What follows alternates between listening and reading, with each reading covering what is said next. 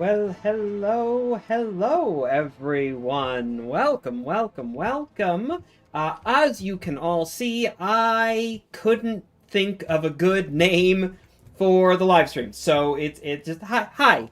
How are we all doing today? It has once again been quite some time. What's the painting called? The painting is the Death of Major Pearson. Well, the home screen was the Death of Major Pearson. Now, what you see all around me here is a detail from a piece called The Relief by Henry Bunbury. In particular, it is, as you can see, a I don't have a lot of monitor space, and so I'm clicking between menus to see the chat versus what you can actually see because it isn't. There's a slight stream delay. This here is how far does my hand go? Okay, that's where the green screen ends. It's a drummer boy with a little pup that he found, and he gave the pup his bearskin, and I think it is absolutely delightful. So yeah, though there are those two pieces. Hello, everyone. Oh dear, my next video should just be 40 minutes of me smoking something that I shouldn't be, and getting into a fist fight with Atun Shay. Well, I'll tell you what, I will reach out and let him know, and if it doesn't happen, it's his fault. We'll go with that. All right. Should I keep the music going? I guess I can just keep the music going. It's pleasant in the background, I think. I assume. I can't really hear it all too much myself. In fact, I'm just going to take the headphones off because I don't really need them. And in fact, you know what I'm going to do? I'm going to put the chat in front of me here so that way I can be looking at it. And it's almost like, as I'm chatting with the chat, it's almost like I'm chatting with all of you directly. Isn't that fun? Isn't that exciting? The green screen, how is the green screen going? It's not the best. It's not the worst. I'm rather dark right now and in shadow, but unfortunately that is something in my present environment that I'm not able to change. But I think it's looking decent enough, at least for our purposes here today. What is up, bro? Well, hello, Mr. Jaren. Not much. In fact, what is up? Sorry, that was probably a very loud clap, I just realized, but what is up today? What I was thinking is that we could just hang out for a little while and just chat. I was actually thinking about watching a video or two with everyone, if that's the sort of thing that we'd be keen on. I'm going to try and start doing live streaming a lot more regular. I know I've said that so many times now. Oh, this time I'm going to stream regularly again, but I have a little bit of a plan for it this time. I'm thinking about watching a video or two and sort of like reacting and talking about it as we go. Nothing that's meant to be like, you know, like Farb review, like the Napoleon movie or anything. Just like a bit of fun. And from there, playing some games, just hanging out for a little while and learning to love streaming again and everything, right? No, not the Patriot. Well, as well because I can't. Ooh, my laptop is at 10% battery. I should that in. Am I still with you? I am. Yes, I am still with you. Very good. No, I should probably. My audio is still good? Yes, it is. Okay. I cannot do anything that would be copywritten, like watching a movie or whatever. But I was thinking about. So, wait, connect your encoder to. Where? Whoa. Hold on. YouTube is being all wonky and weird on my end. I'm going to leave the YouTube. Oh. No, we're back. Okay. But I just left it on accident anyways. Click on that. And it's spelling out.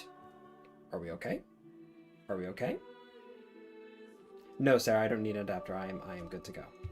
Why do you not want to? When I plugged in the laptop, it just decided to make the stream go all weird flashing lights. Based on the fact that no one's talking about it, I know that it is just on my end. It's not on your end. Thank goodness for that. But, alright, anyways, while I try and figure this out, I was thinking, so, ages ago, I made a post on the community tab basically saying, hey everyone, if I was to get into a different time period than what I usually cover, you know, like 18th, 19th, early 20th century stuff, it's very strange. What if I reset stream? Oh no, that'll reset the stream itself. That's very strange. Well, in any case, rather than, what am I saying? What's even happening? Someone just gave $10. Oh my goodness me. Marketing is sale. Marketing is sale X. Is sales? Sale X? Typo? I don't know. Marketing. $10. Thank you very much. England expects that every man will do his duty. And so I try to do my duty, to be sure. And what is that duty? Okay, we're back on track now. Ages ago, I made a post basically asking if I was to learn about a different time period. The music stopped.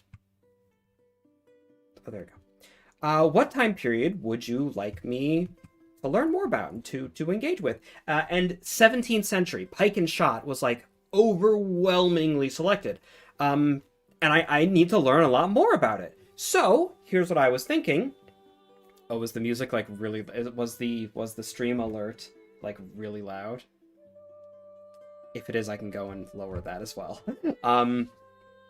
So I figured basically let's just watch a couple of videos about the English Civil War, maybe, because I really do not know much at all about it. I can learn. Maybe you guys can learn something. You can give me more suggestions as we go. I can react, etc., etc., etc. So let's go through really quickly then and just change up that audio level, because apparently it was rather loud. And we can... There we go. Pike and shot is peak warfare, knights with guns. Honestly, I don't think I'm going to find it anywhere near as interesting as I do late 18th century. I don't care about knights and armor and whatnot. It's really... It gets much more into like the individual weapons approach of history that I just am not interested in at all. Like, I don't really care about the exact variations between different armor sets and whatnot. But, you know, I still think that overall it's very interesting in that it is the thing that birthed the time period that I am interested in. And so if nothing else, it's important for me to, you know, to understand it. Okay, let's see here. Sound volume, we're going to lower it down to 25%. Let's just do a test really quickly to see how that went. So the next tip, donation, gift, whatever you want to call it, is going to be fake. But how was that volume-wise? In my ear, it sounds decent, like normal and everything. If it's way too loud, though, I can lower it back down. Isn't it always fun doing testing like this and experimentation on the fly? All right. Half of the English Civil War documentaries are 99% confusing family trees. I mean, I believe that. And that's the sort of thing that I need to learn more about overall. You know, I need to learn more about the factions. It's good. Okay. Cavaliers were objectively on the right side of history. I feel like you can't really say that about either faction in the English Civil War. Quiet? All right, I'll go lower. I'll put it up to 33%. That should be a nice little halfway point between where it was and where it is now. Yeah, I feel like the English Civil War is one of those situations where it's like everyone is at least a little terrible and everyone is at least like has a pretty decent point, because it's an absolutist monarch, which is not good, my friends. As someone who is very much considers himself a supporter of the monarchy as a modern institution, absolutism ain't that. But then on the other hand, you have effectively a theocratic military dictatorship. So, you know, it's not fun. Anyways, let's just do a little search here on the YouTubes for English Civil War. Everyone, what video should I watch? Do we have any suggestions? Do we have any recommendations? Do we have any requests? I'm seeing History Matter. I'm also realizing, honestly, I don't watch a lot of YouTube. Like, I'm scrolling through these lists. It's like a lot of these channels I realize I recognize, but I've never actually watched them, and so I don't know if they're quality or not. My YouTube is basically just my like the music that I listen to and whatnot. real-time history, armchair historian if you might have one. It's weird watching Griffin. Like, I know him too personally. I can't watch his content. Here, Survive History. I've seen Survive History. Here, I can pop up to where you guys can all see. Here we go. I've seen Survive History pop up on the feed like so many times. I've seen like a few of their shorts. Are they good? Are they decent? Do they do good stuff? Do they... Let's see, Kings and Generals is good, but 3 hours? Yeah, I think 3 hours is a little much for us right now. Oh, Guy Incognito, that's a great question. Let's see. I was about to say Survive History. Survive History is solid. Okay, all right. Let's do, I just found, yeah, right over here then. Could you survive the English Civil War? I'm going to answer that question right off the bat. No. No, I could not. Thoughts on J.D. Drapier? I don't know who that is. All right. They got the very aesthetic, oh, here, we can turn on captions for people as well. Let's see where the volume's going to be. People of They're England good overall? were forced to choose between loyalty to Parliament. Wait. Okay, good. Sorry. Okay, now we're... And it was a great time had by... Roundheads and Cavaliers were answering the call to arms, most for the first time in their lives. Civil war had begun. The question was, how to win it? That is usually an important cavalry question, yes. could be decisive in this conflict, but with no professional army to call on, it was up to commanders to mould untrained volunteers. I do love so much, like something that I love, especially about the Cavalier, like the noble cavalry, but I think both sides were very big on it. Just the sheer variety of headdresses and clothing and whatnot. You know, 18th century, it's all very formalized, very professionalized, and obviously I love that as well. That really appeals to me. Something about my particular tism, it just loves the uniformity of everything. But I mean, like look at this guy. Come on. That's a vibe right there. That's a fantastic vibe. It's so weird though as well seeing like reenactors with facial hair and like not immediately having like a it's like no, that's facial hair was a thing in the 17th century, in the 16th, like for most of history. It's like that's okay. That's all right. As part of the backstage team on this video. Ooh, all right. Tears into a battle-winning force. I imagine it's a pretty large team that goes into videos like this. Front march! Dramatic In music. the opening year of the war, one side was pulling ahead. The royalist horse under the experienced soldier Prince Rupert, King Charles's nephew, was proving unstoppable, sweeping aside their parliamentary opponents I know that name, in Prince almost Rupert. every engagement. If Parliament's cause was going to survive, not to mention the soldiers who fought for it, they'd need a leader who could learn from these costly mistakes. In this episode, Forgot about the canon I've in this joined up conflict? with the Oh, yeah. Worcestershire Cavalry to find out what it was really like to serve in the saddle during the mid-17th century. Okay. Using So this is going to be accounts much more and strictly a little military first-hand history, like experience, military kit and we'll whatnot, find which out is fine. just how hard it was. It's the sort of thing that I do need to raw learn more about. recruits into shape and turn them into professional troopers. With help from the Marquis That of is good with the Winchester's GoPro. regiment, part of the English Civil War Society, we'll also discover what threats cavalrymen faced on the battlefield. That's a nasty array of spikes, isn't it? I've seen How a fought clip back. from that of him talking about the pipeline and such. And just how likely it was that you'd make it out alive. Not very. Not for me. Turn the video volume up a little bit? Ooh. See, the trouble is that it's very loud in my ear. Oh, no, actually, that's why. I can raise it in your ears without it being raised in my ears. Whoop. Let's do it like so. This is 5 decibels more. The Worcestershire Cavalry Reenactment Group, I helped with the horses same in the World War I video. Then nice. Yeah, I'd like to get into English Civil War reenactment one of these days. One of these days, maybe, in the far-flung future. As Brandon stream on a Saturday? Wonders Day. Well, thank you. Okay, so I'm guessing that they're going to do... Is this all about the cavalry, or do they do multiple parts? Cavalry training, cabbage shopping. Might all be cavalry, I they're going to talk Long-standing about it. arguments Okay. over religion, Will the stream taxation, stay up as a and the VOD? limits Probably of royal not. power I'll led put it to up the on outbreak Patreon, of I think. civil I have to war. sort of read King the Charles Patreon. sought to prove the divine right of kings through victory, while those against him sought to enforce varying funny thing about degrees that. of constitutional Ugh. change.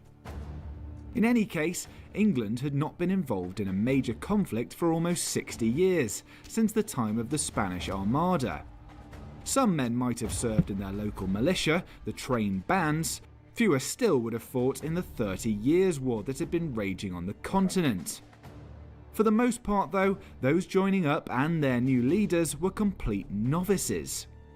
Okay. The little known that's interesting because I've been reading through a book recently called The Shape of Battle by Alan Mallinson. Pretty decent book so far, and basically he goes through like a couple of different military engagements in British history and like sort of compares and contrasts in a very light way, mainly talking about the circumstances that led up to the battle and how the battles and the battlefields were shaped like leading up into them, which is an interesting approach. And he talks about like Hastings and Towton, Waterloo, things like that. Well, I'm only on the second part right now. I'm on the battle, the chapter about Towton, and the thing that I found really interesting about both the Hastings chapter and Towton, which is Wars of the Roses,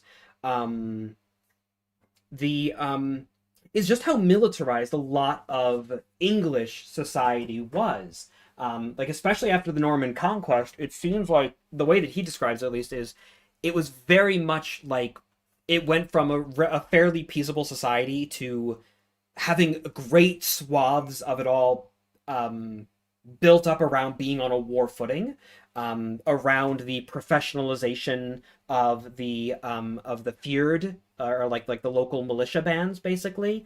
It was really based around, of course, the establishments of castles and fortifications, the military retinues and the military class that sort of rose up around those fortifications, stuff like that. So it's interesting to hear that at the beginning of the English Civil War, most of these guys wouldn't really know what they were doing. There's like occasional veterans from foreign wars, but despite the fact that I'm going to assume that still that militia tradition is carrying on, they don't necessarily have the experience to back up the administration behind it. That's interesting. I will try not to pause a bajillion times during all this. Hello, Kyle. How are you? Huntingdon MP Oliver Makes sense Cromwell, given how often a England got gentleman invaded. Back in those farmer, days, at least, was one yeah. of many who had to convince men in his wide circle of friends and religious connections to join the fight for Parliament. In many places there were fierce contests and disputes, almost to the blood, even at the first, for in the progress every county had more or less the civil war within itself. Yeah, like there was no one area that was 100% in anyone's In the late favor. summer It of was 1642, a brother versus brother Cromwell thing, very mustered much, as a I troop understand of it. horse in Cambridgeshire, and he had around 60 riders with him by early September. Now, as a captain, he was given an amount of money by Parliament, about £1,100. That was known as mounting money, and with it, he was To raise the responsible for regiment. providing his men Okay. with equipment, weapons, and of course, horses. Yeah, so much the same as it would have been in the later Now, 18th apparently century. the That ideal hadn't really number of evolved at all. hands for a horse, a military horse at the time, More or less, was kind of. 15 or 16. But Windsor here is 18 too, so a pretty big Oh, guy. he's a big boy.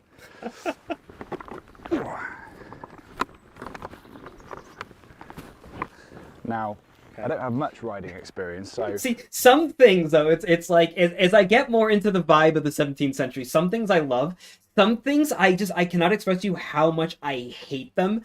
These massive sashes look so ridiculous. Like they look so like they just look ill-fitted, and I know that they're not like the reenactors here know what they're doing, right? Nothing against them. But compared to what I know, it's just like it looks so silly, I feel like. Like, dear Lord, look at these things. The bitrate is higher than the recommended bitrate. Wouldn't a high bitrate be a good thing? Whatever. I've heard that the Battle of Towton is called the deadliest battle in English history. Yes. So it's the deadliest battle, not by pure numbers, checkmate. But I love that name so much.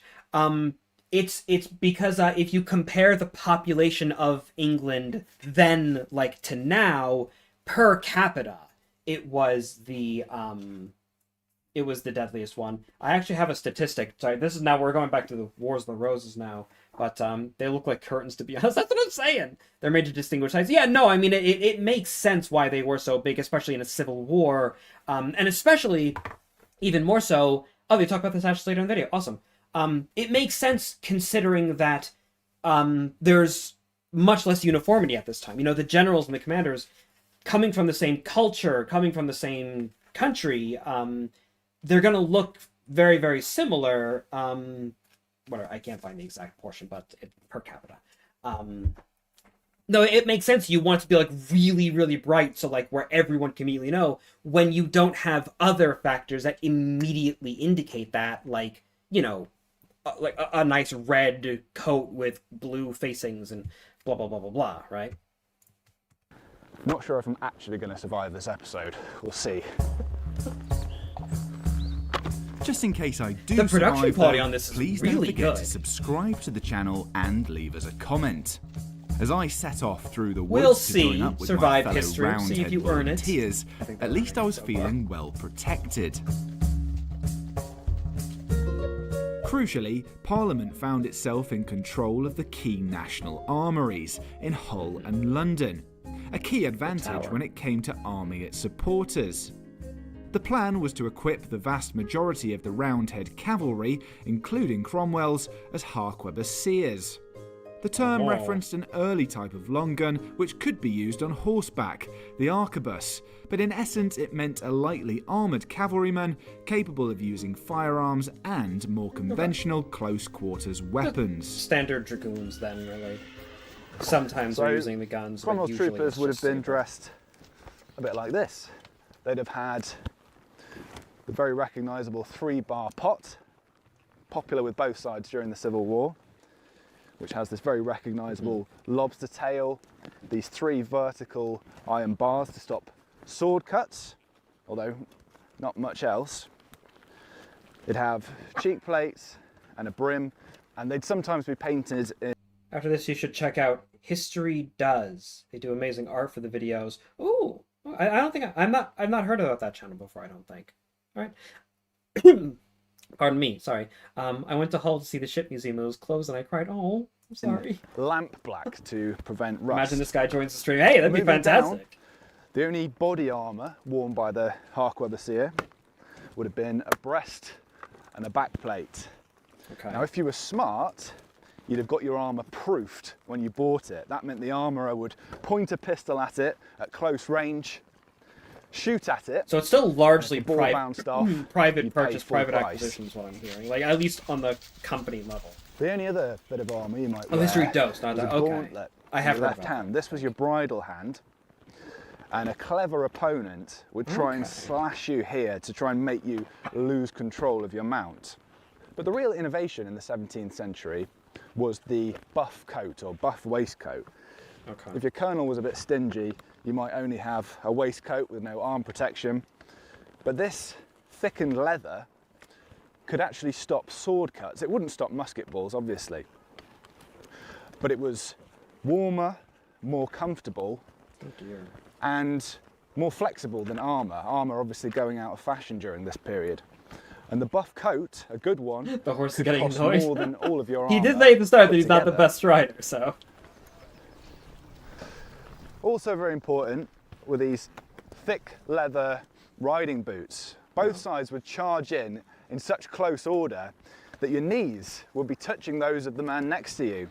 And if you didn't have that That's a padding, staggering it was detail. gonna be quite That's very painful. common in And like most finally, cavalry. no uniforms in most the English Civil nations' War, cavalry so teams. Is both the knee to sides knee wore riding. these That must have sashes been something or to behold. scarves. Okay, here we Now, go. Parliament chose orange. That was the colour of the Earl of Essex, one of their early commanders. And the Royalists, just to make things really simple, chose red. No wonder friendly fire This war is so interesting to me. It started as a 50-50 split between melee and firepower. So one-armed muskets made up 80 to 90% of the armies. Yeah, you know, I mean, that makes sense. I just never like I didn't know that it was such a rapid progression. But yeah, it is interesting just how melee focused these cavalrymen are. Again, given what I'm more accustomed to in later time periods, where it's like oftentimes an afterthought, even with the cavalry, who on paper are meant to be closing in, right? And the other thing that I'm thinking of, and maybe they'll talk about it later on in the video, is like with all this stuff, it looks like it's great if you're in combat, if you're actually in there, slicey dicing with the sword against other people. But campaigning must have been brutal. I mean, having to, because I can't imagine that they're going around on campaign wearing all of the stuff, right? You're not going to be like just, if you're marching from one town to another, you're not necessarily going to have your helmet on you at all times. And so that just increases the wagon train so much more dramatically, unless they would just wear it. But I'm not sure. That's the sort of thing that I haven't ever really looked into, What was that book you recommended about the Towton casualty statistics? So, I don't necessarily recommend the book as a whole yet, because I'm only on chapter 2. I haven't really gotten far enough to tell if it's like really, really solid or not. I am enjoying it so far, but this is the book. It's called this, The Shape of Battle. I'm enjoying it so far, but what's the expression? The something is out. The jury is out. The jury is out. I use your work anachronistically in my writing. Oh no, anachronistic. What does that mean? Video. It's supposed to be chronistically. Yeah. I know when it comes to wearing a helmet, you get used to it very quickly. At least that's been my experience. There's a difference though as well between like getting used to it and living in it, right? And like adding all of the extra weight over days, Incidents were all too. UK compared to Europe is an easier country to campaign due to its small size, high development. That is very true. That is very true. It's not necessarily a very long ride to get from one place to another. But even still, summers can get bloody hot in the UK. Yeah, no, absolutely. And this is the reason why, as we get through the 18th century, armies start getting large enough to where the cost becomes, significant for actually maintaining all these things. But also just, like days and days and days of campaigning, eventually you're not going to want to wear that breastplate anymore. You're going to want to throw it off to the side. Except for very rare circumstances with like heavy cavalry regiments. But, then they are exceedingly small parts of the armies altogether. The vast majority of these men are infantry. Whereas in the 17th century, cavalry, as I understand it, was a much bigger portion of these forces. Which I guess just, tells me that overall there would just be a really, really significant baggage train. Common with both or again, they just get to live with it. sides fielding volunteer armies wearing similar equipment, new officers would have to find other ways of gaining an edge. People like the Prussians read their own organizational styles back into ancient Greek warfare. I'm trying to... Okay, that's fair. It seems certain that many of them would have turned to the most popular military manuals of the time. Cavalry. John Crusoe's Military Instructions for the Cavalry was the go-to text, explaining the latest theories on training and tactics. Okay, I should add that to the Native Oak difficulty Library. would be putting the theories into practice. Wait, hold on. I want to go back and see that, that image again really quickly.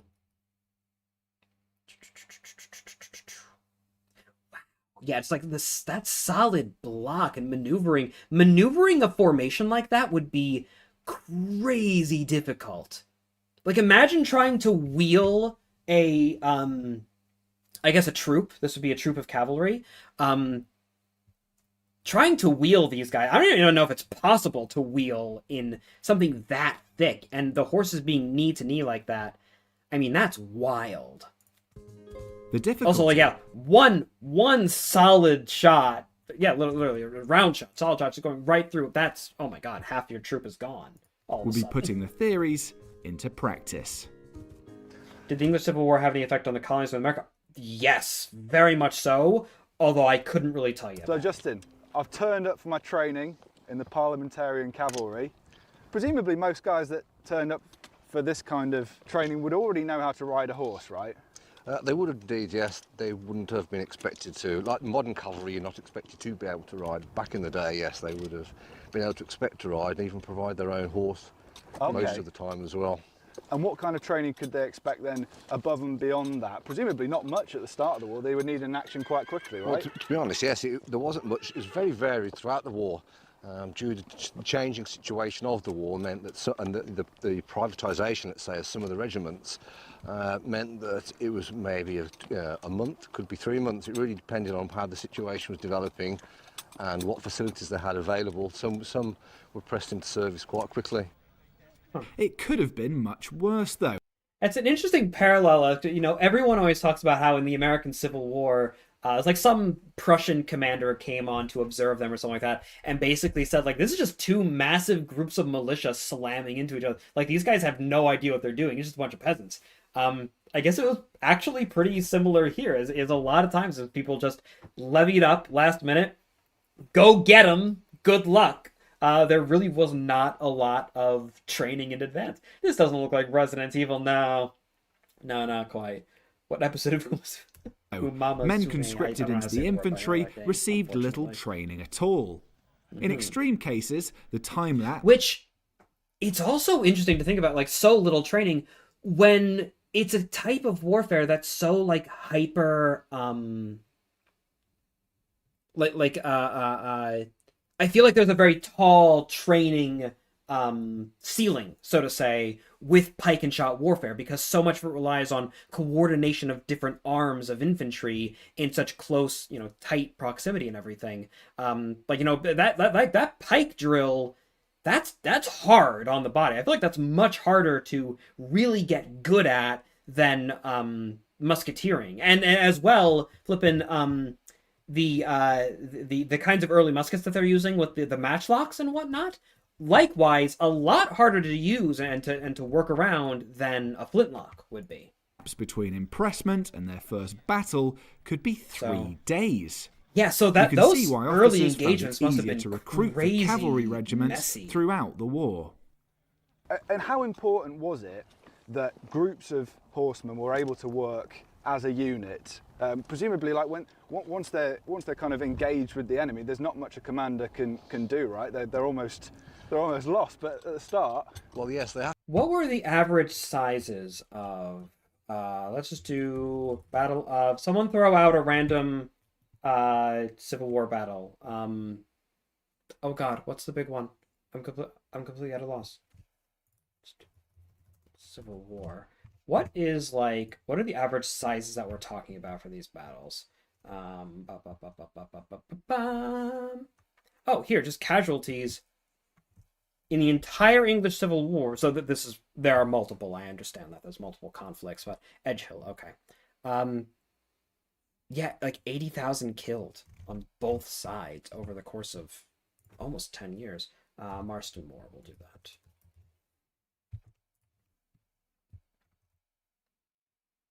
Wow, yeah, okay, so like less than 50k. Okay, and then what about Battle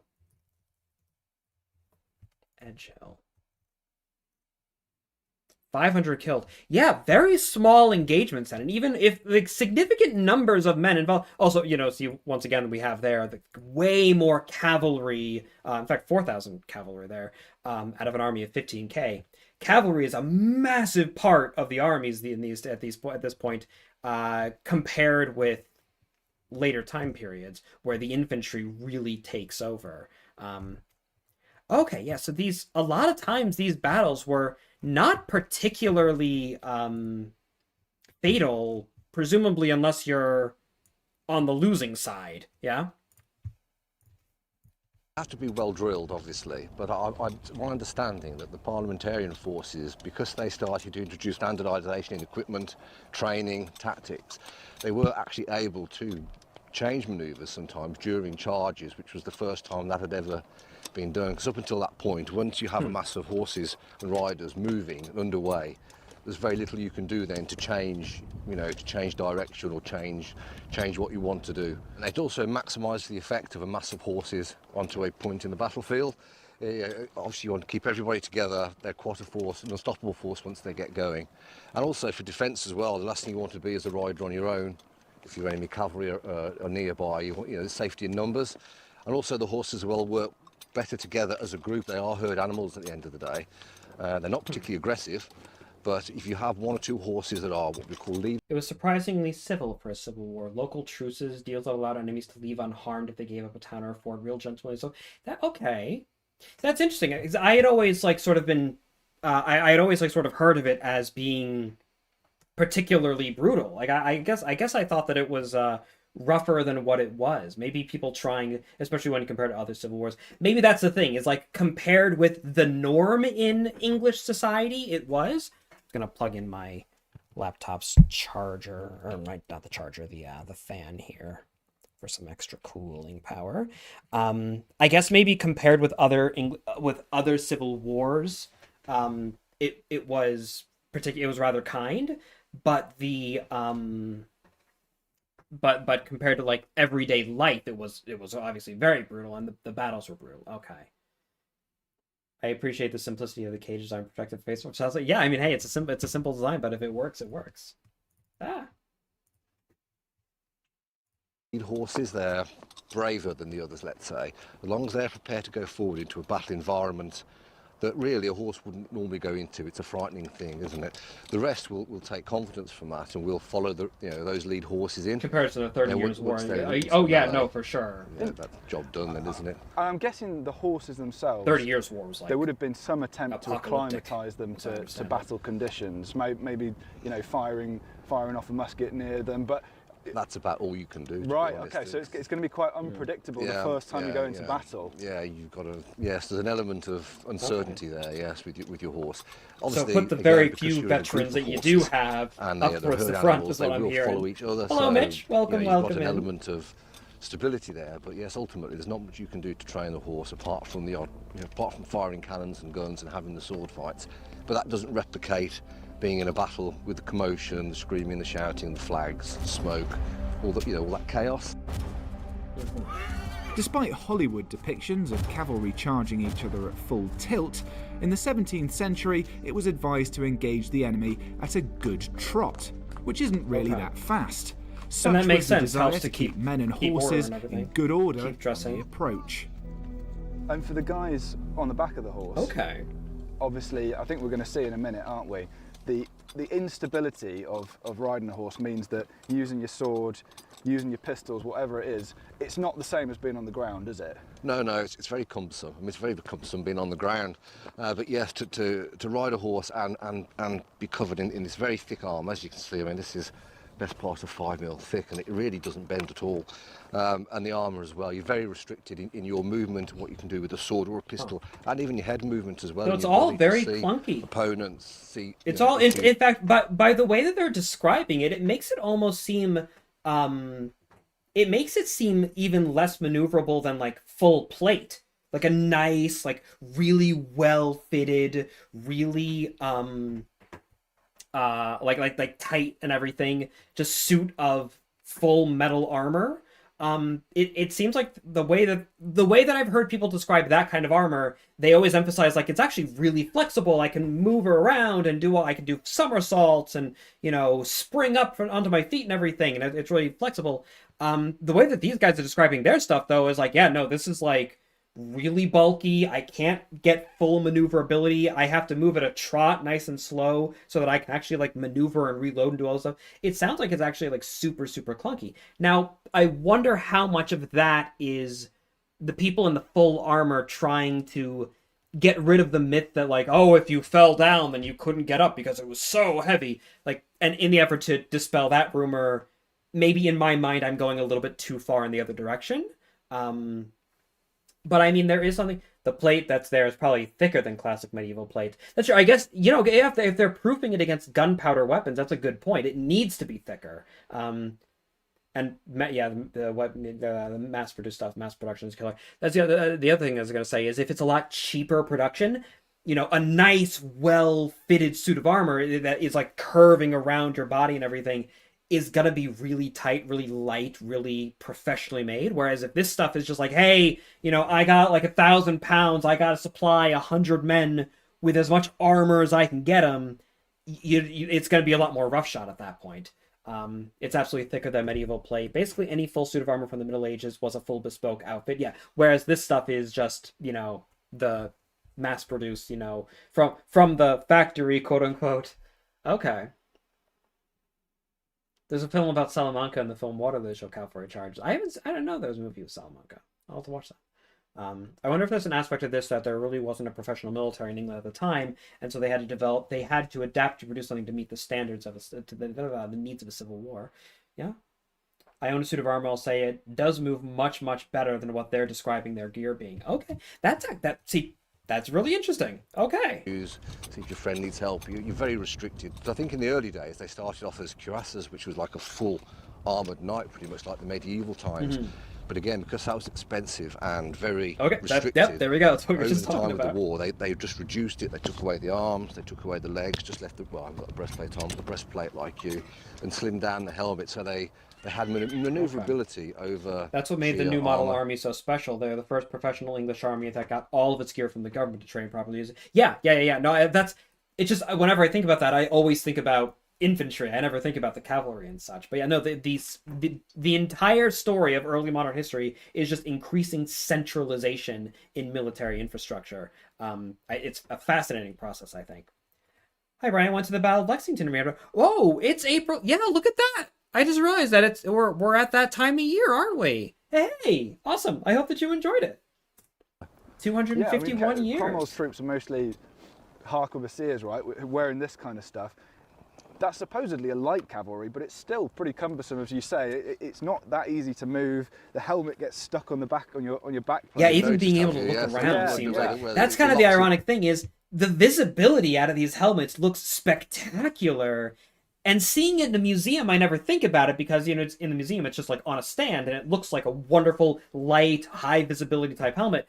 But watching these guys look around with it on the back, I'm glad that he mentioned that because it just brought it to the forefront of my mind. Yeah, that looks in place, doesn't it? Horrible to try and fighting that. Never mind somebody look bearing around down on you, trying to put a sword through you. The sash gets in the way. Yeah. It's not exactly practical, is it? No. Thank you. Yes, oversized sash. For sure. And I guess the protection. The buff coat is quite good protection, isn't it? Particularly against sword cuts. This will stop a sword. It obviously wouldn't stop a bullet, but yes, it will stop a sword. But as you move on through time, obviously all the armour eventually disappears, doesn't it, by the Napoleonic times? Because obviously firearms come into their own. Have you ever seen the Battle of Pavia tapestries? It was, so far as I can tell, the first battle where a huge percent of the armies involved using power. No, I don't think I have. Do you plan to ever do Lexington again? Honestly, I probably won't because I'm not a member of any Rev War groups at this point, and I'm trying to relocate to the UK. Fingers crossed, but I don't really foresee myself joining it with any North American groups going forward, hopefully.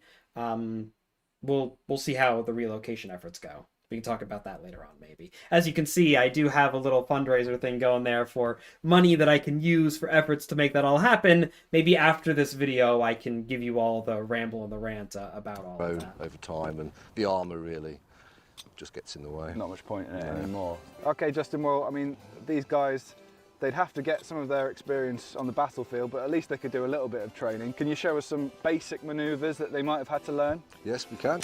We're going to do that now. Yes, ready? Here we go. Very good. Pretty good stuff. Troop, single file to the right. March, get single file to follow me. Okay, so just from half sections in a minute, line into Louis. column, basically. Pull out to the left and pull up alongside Simon in front. You guys gotta get a lot tighter there, though, if you're gonna have, Troop, 100, 200, half 500 section. people doing it all at once, right? and close the gap. Okay. Forming a Troop. thicker column. Right wheel, march. It's interesting if they use the command march. Good, well done, and halt. Pressing. So they did wheel. It's just if they're using... Forward, Louis. I wonder if they were using Can't- block formations or... Over. I wish that they had more people to show it. I wonder if they... What exactly... The image that they showed earlier of the cavalry in a great big square, I have to wonder what sort of maneuvering they'd be doing in that versus when they're actually fighting, are they doing it in line? I imagine... I'd be shocked if they were going in like that big square. They probably went in line. They didn't have enough numbers, it doesn't seem, to really make the thick formations effective in combat. Come on.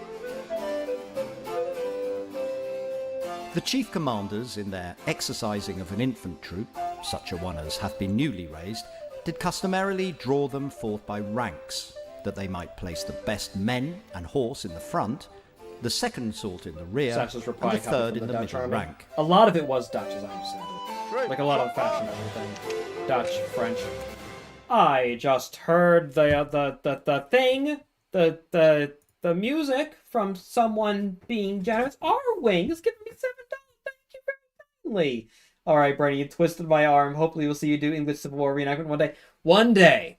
One day. Here's hoping. That's the goal. That's the hope. That's the dream. Yeah, we will talk more about UK relocation efforts after this video, I think. But thank you so much, Arwing. That is very kind of you. It's much appreciated. The primary weapon for every cavalryman was his sword, but again, that's not to say that soldiers would receive any training in its use. Proficient gentlemen might prefer the more slender fencing rapier, best for thrusting at weak spots in armour.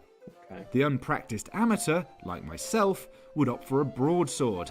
So, to be fair, actually, as I understand it, that is pretty much exactly the same situation that they were facing, like in the Napoleonic Wars, for example, is the cavalry really didn't actually train with the use of their swords all that much.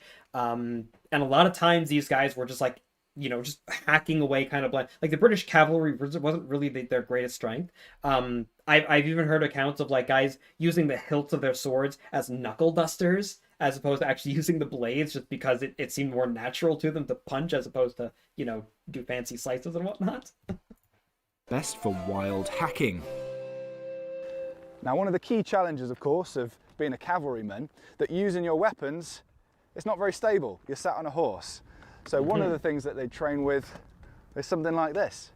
We're going to try and hit this cabbage with our swords. Oh boy. Wish us luck. Poor cabbage.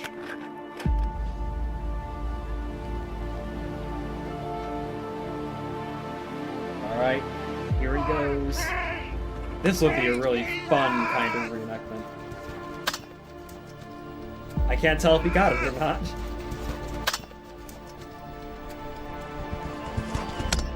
Oh, well, he got close enough at the very least. Whether he hit the neck, the head, or the neck, or the torso, it seems like the guy on the other side wouldn't be having a very good time. Okay, I think we got it. We don't have to have the. Okay.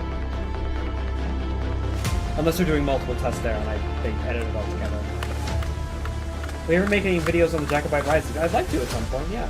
With one royalist vegetable taken care of, it was my turn to start chopping. Oh boy. Oh, very dramatic with the music here. It's very well edited, although maybe a smidge dramatic, maybe. Hey, look at him! Okay, alright. British Army didn't optimize for thrusting cavalry swords until like 1904. Yeah, that sounds right. Despite the enthusiasm of Parliament's mounted volunteers, when they first met the Royalists in a major pitched battle, the results were rather embarrassing. As Prince Rupert's cavaliers charged in, one troop of parliamentarian horse promptly defected. The rest fired their pistols and then immediately fled without even coming to blows. Had Rupert's men What do reenactors do if the horse goes bad? What do you mean, Will? They carry on? That's what horses do. been able to surround the parliamentarian infantry and finish the job, rather than riding off to loot the baggage train, the war might have been over very quickly. As it turned out, neither side ended the day as outright winners. Okay. So Cromwell was probably a witness to, or possibly arrived late at the Battle of Edge Hill. We're not entirely sure what his involvement was, but we do know that he was deeply unimpressed by the performance of the parliamentarian cavalry, and he wrote to one of their commanders. Yeah, so presumably the royalists had better cavalry just because most of the noblemen are on their side, and that's just what they do, I guess. It doesn't seem like you have to be all too terribly skilled in being a cavalryman, just any level of experience, because at least at the start, so many of those guys were just. Your troops are most of them old decayed serving men and tapsters. And their troopers are my. gentlemen, sons and persons of quality. Do you think the spirits of such base and mean fellows will ever be able to encounter gentlemen that have honour and courage and resolution in them? European Clearly, mercenaries. he wasn't also. afraid. Ooh, did the royalists have more mercenaries or the parliamentarians? I hadn't considered, the fact that, they haven't really talked about that at all, but yeah, mercenaries were a major part of warfare in this time period, weren't they?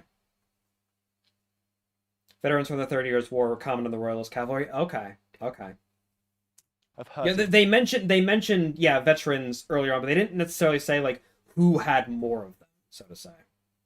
people's feelings. Cromwell, the greatest One British of the king, problems was was the it opposite day? parliamentarian strategy, which relied heavily on firearms to break up the enemy's formation.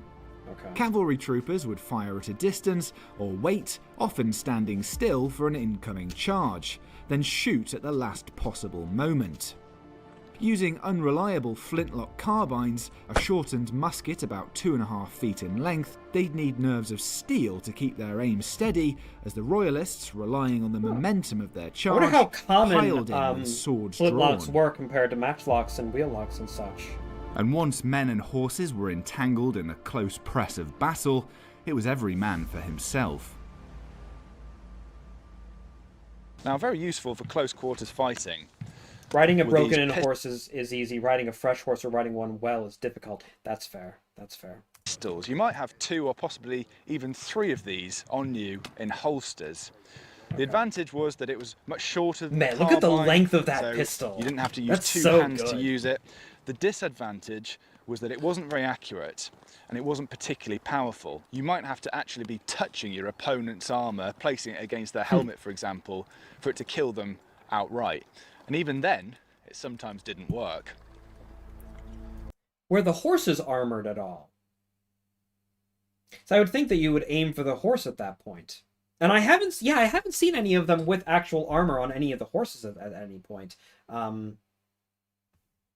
Yeah. 'Twas my fortune in a direct line to charge their general of horse. He discharged his carbine first, but at a distance not to hurt us, and afterwards one of his pistols. I then immediately struck into him, and touched him before I discharged mine, and I'm sure I hit him, for he staggered, and presently wheeled off from his party and ran. Follow him I did, and in 60 yards I came up to him, and discharged the other pistol at him, and I'm sure I hit his head, for I touched it before I gave fire. Ooh, yeah, that's rough. That's really rough. Confirm Brandon hates horses. No, confirm Brandon knows how to fight cavalry. You shoot the horse. I hate to say it. I do hate to say it. I really do. But, you know. Brandon branching off into history before the 1700s. Yes! Yeah, that's Even if that's they what were this is wearing about. pistol-proof armour, mounted troops were in many ways more vulnerable than ever on the battlefield.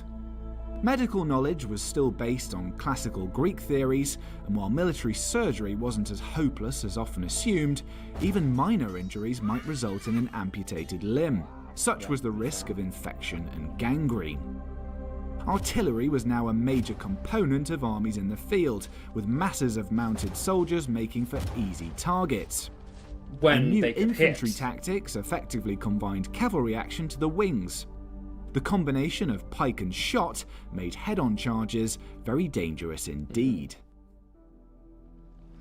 So James, I've infiltrated a I royalist wonder if the cavalry are more akin to dragoons in some instances. Yeah, no, from what they were saying earlier, is most of these guys were acting as light dragoons. You know, at least from what I am accustomed to with the role in the Napoleonic Wars. Yeah, most of them are dragoon regiments in that they could basically just do either or. They could go in with saber, or they could be firing from distance, usually mounted.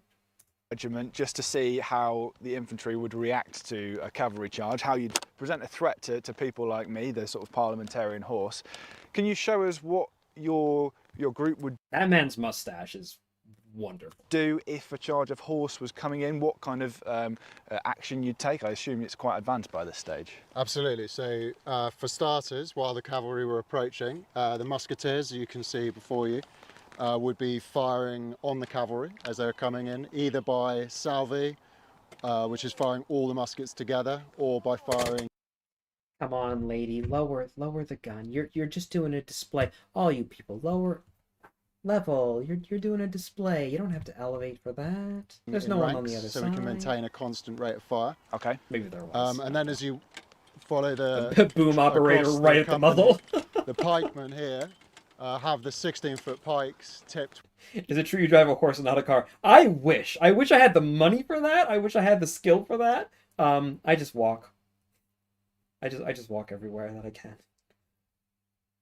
What's the difference between dragoons and regular cavalry? In Total War, I just use them like any other cavalry unit. So officially on paper, the dragoon is a cavalryman who has a firearm, and they can fight with that firearm either mounted or dismounted. It really depends on the specific context, and sometimes they do one, sometimes they do the other.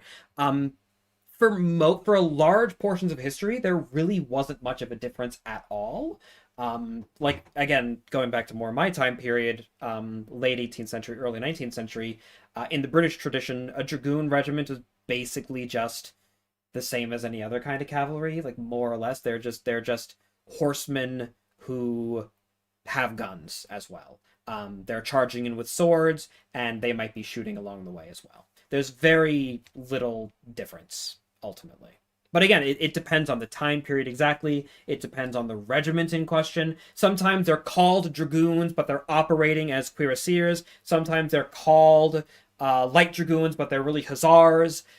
It gets wonky and complicated. With steel and langettes to protect the pikes from being chopped off. They would charge the pikes for horse. So charge your pike for horse. Wait, And hold draw on. your What was sword. that about protecting the pikes from Follow the musketeers across shooting? the company.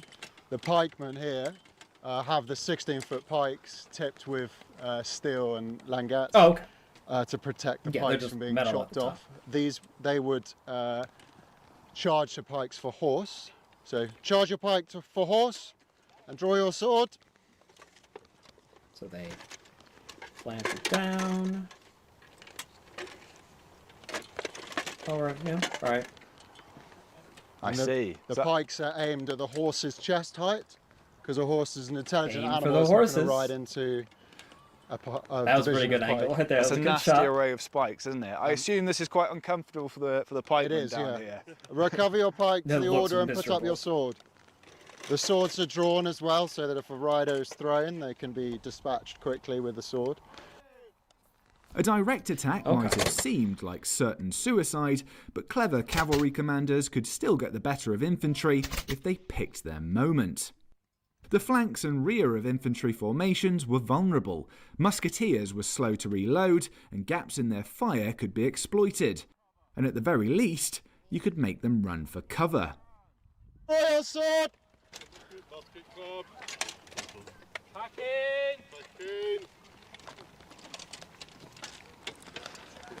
Okay, James, so Dual this wielding is our pikemen. formation. That's a good for look. The musketeers being protected against cavalry as well. Absolutely, yeah. So the Oh, the musketeers are clubbing their muskets. Oh, that's such a good look. That's such a good musketeers, look. as you can see, are safely protected behind all the pikes.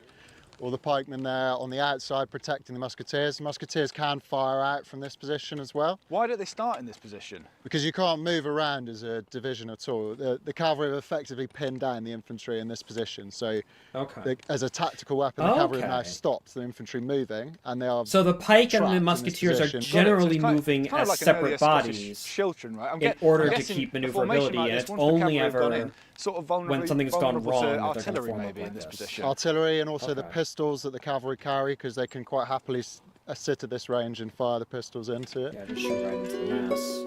Despite his tightly packed. inexperience, Oliver Cromwell quickly showed an innate understanding of how to play to his men's strengths. He was made a colonel in the spring of 1643, in charge of a regiment of horse, some 600 riders.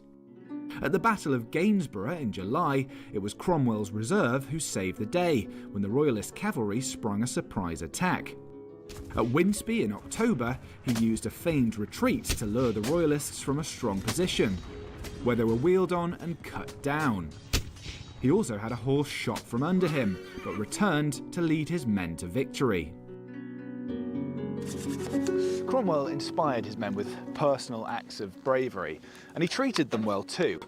He'd make sure that they were paid on time and he'd listen to their concerns. But That in is helpful, return, yes. he'd demand the highest standards of discipline. If you were caught swearing, you could be fined. If you were caught drunk, you'd be put in the stocks. What is that?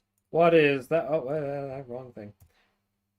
What was that? Green Mountain? Well, thank you. That's very kind of you, Green Mountain. $5 in honor of Patriots Day. Here's a few shillings to get me passage back to the mother country. Well, that's very kind of you. Thank you indeed. It's very generous. It's a very big help. Yeah, having very appropriate. Yes, that on Patriots Day I'm trying to raise money to get as far away as I possibly can. But every little penny helps, and it is much appreciated. Thank you very kindly. If you abused one of your fellow soldiers, you could be dismissed. They're giving a lot of prominence to If you're Cromwell caught here before looting, using a general. you could be Yeah, it's a shot. little pop history in that regard, but like they're not really talking about anyone Few other than honest Cromwell, men it seems. are better than numbers.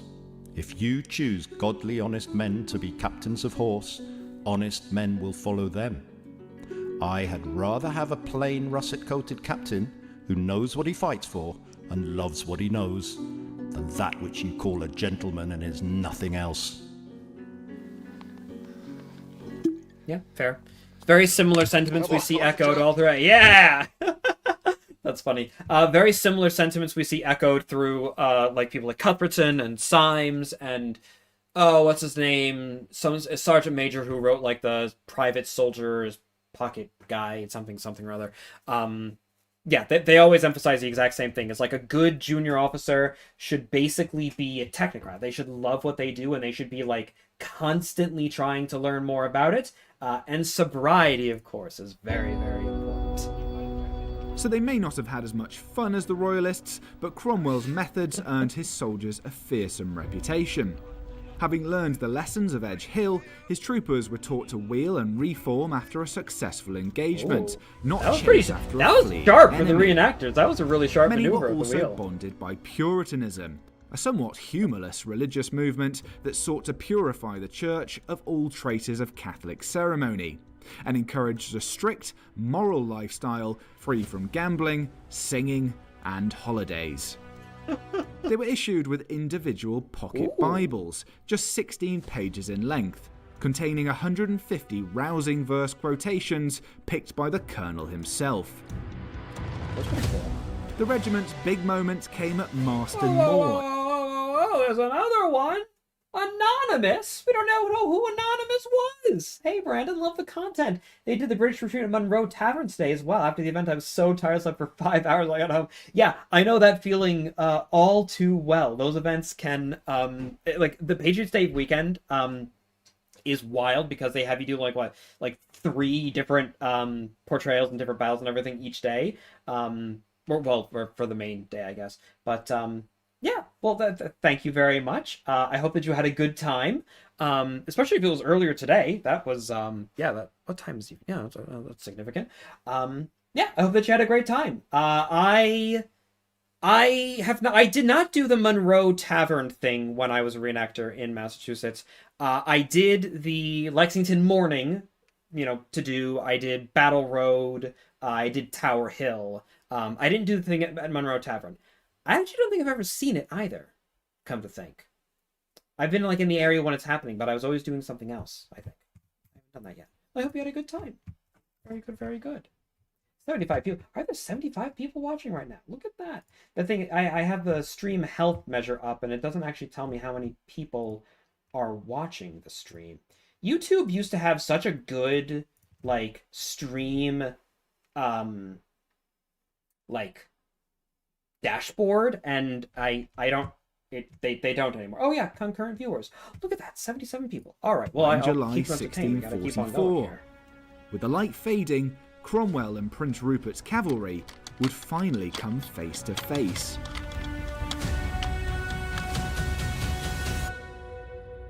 Man, we've that got a all royalist black with the red cavalryman sash, in that our- is a in our good ranks, look. in our midst. A handsome cavalier. So John, at the start of the war, it's all going pretty well for the Royalists, isn't it? They've got the Star Commander. Who's I don't know how many Dodge So Chargers Prince Washington had at Rupert, Trenton. My he presentation is is the tomorrow. king's nephew, Oh no, and he, 3. It was was an 3. experienced commander, even in his 20s, due to the 30 Years' War. So he had a lot of experience fighting on the continent. And within Was England like directly involved in the 30 Years' War, or were these basically just guys going over to act as militiamen and whatnot? Anonymous with another dollar. It could be a different dollar. It could be a different anonymous. Could be the same anonymous. We don't know. They're anonymous. But in any case, thank you very much for your dollar. I reenact American Civil War, kind of interested in Rev War, but it's probably much more expensive. I'm from New Hampshire, so the 10th would be the best. But yes, so it is much more expensive, but the 10th is a really good group. They would be your best bet, I think, in the area, at least for like... So here's the thing. If you want to get involved, go to some events and speak with different groups. Don't just speak with the 10th, because there are other organizations. One of them might be better suited to you, might be closer. They might have more loaner kit, whatever. But the 10th is pretty good at getting people involved without having them have to spend like a crazy amount of money, because they have a ton of stuff already made. It may not fit you like 100%, but it'll be good enough to like get you into everything. You don't have to like have it all custom made for you right off the bat with the 10th. So if money is a concern, definitely look into them. They're a solid organization. All right. The Royalist stuff, we had better drip. Oh, absolutely. Let's see here. Oh, I'm watching for the first time. Long-time viewer, first-time watcher. Oh, glad to see what you're doing. Well, thank you very much. Welcome. Glad to have you here with us. Okay, guys going over, the English had no direct involvement. Nope, just mercenary work when it comes to the 30 Years' War. Many would naturally fight in the Civil War. Okay. I just realized you can't see the Wikipedia page when I bring it up, I don't think. But oh no, you can. Okay.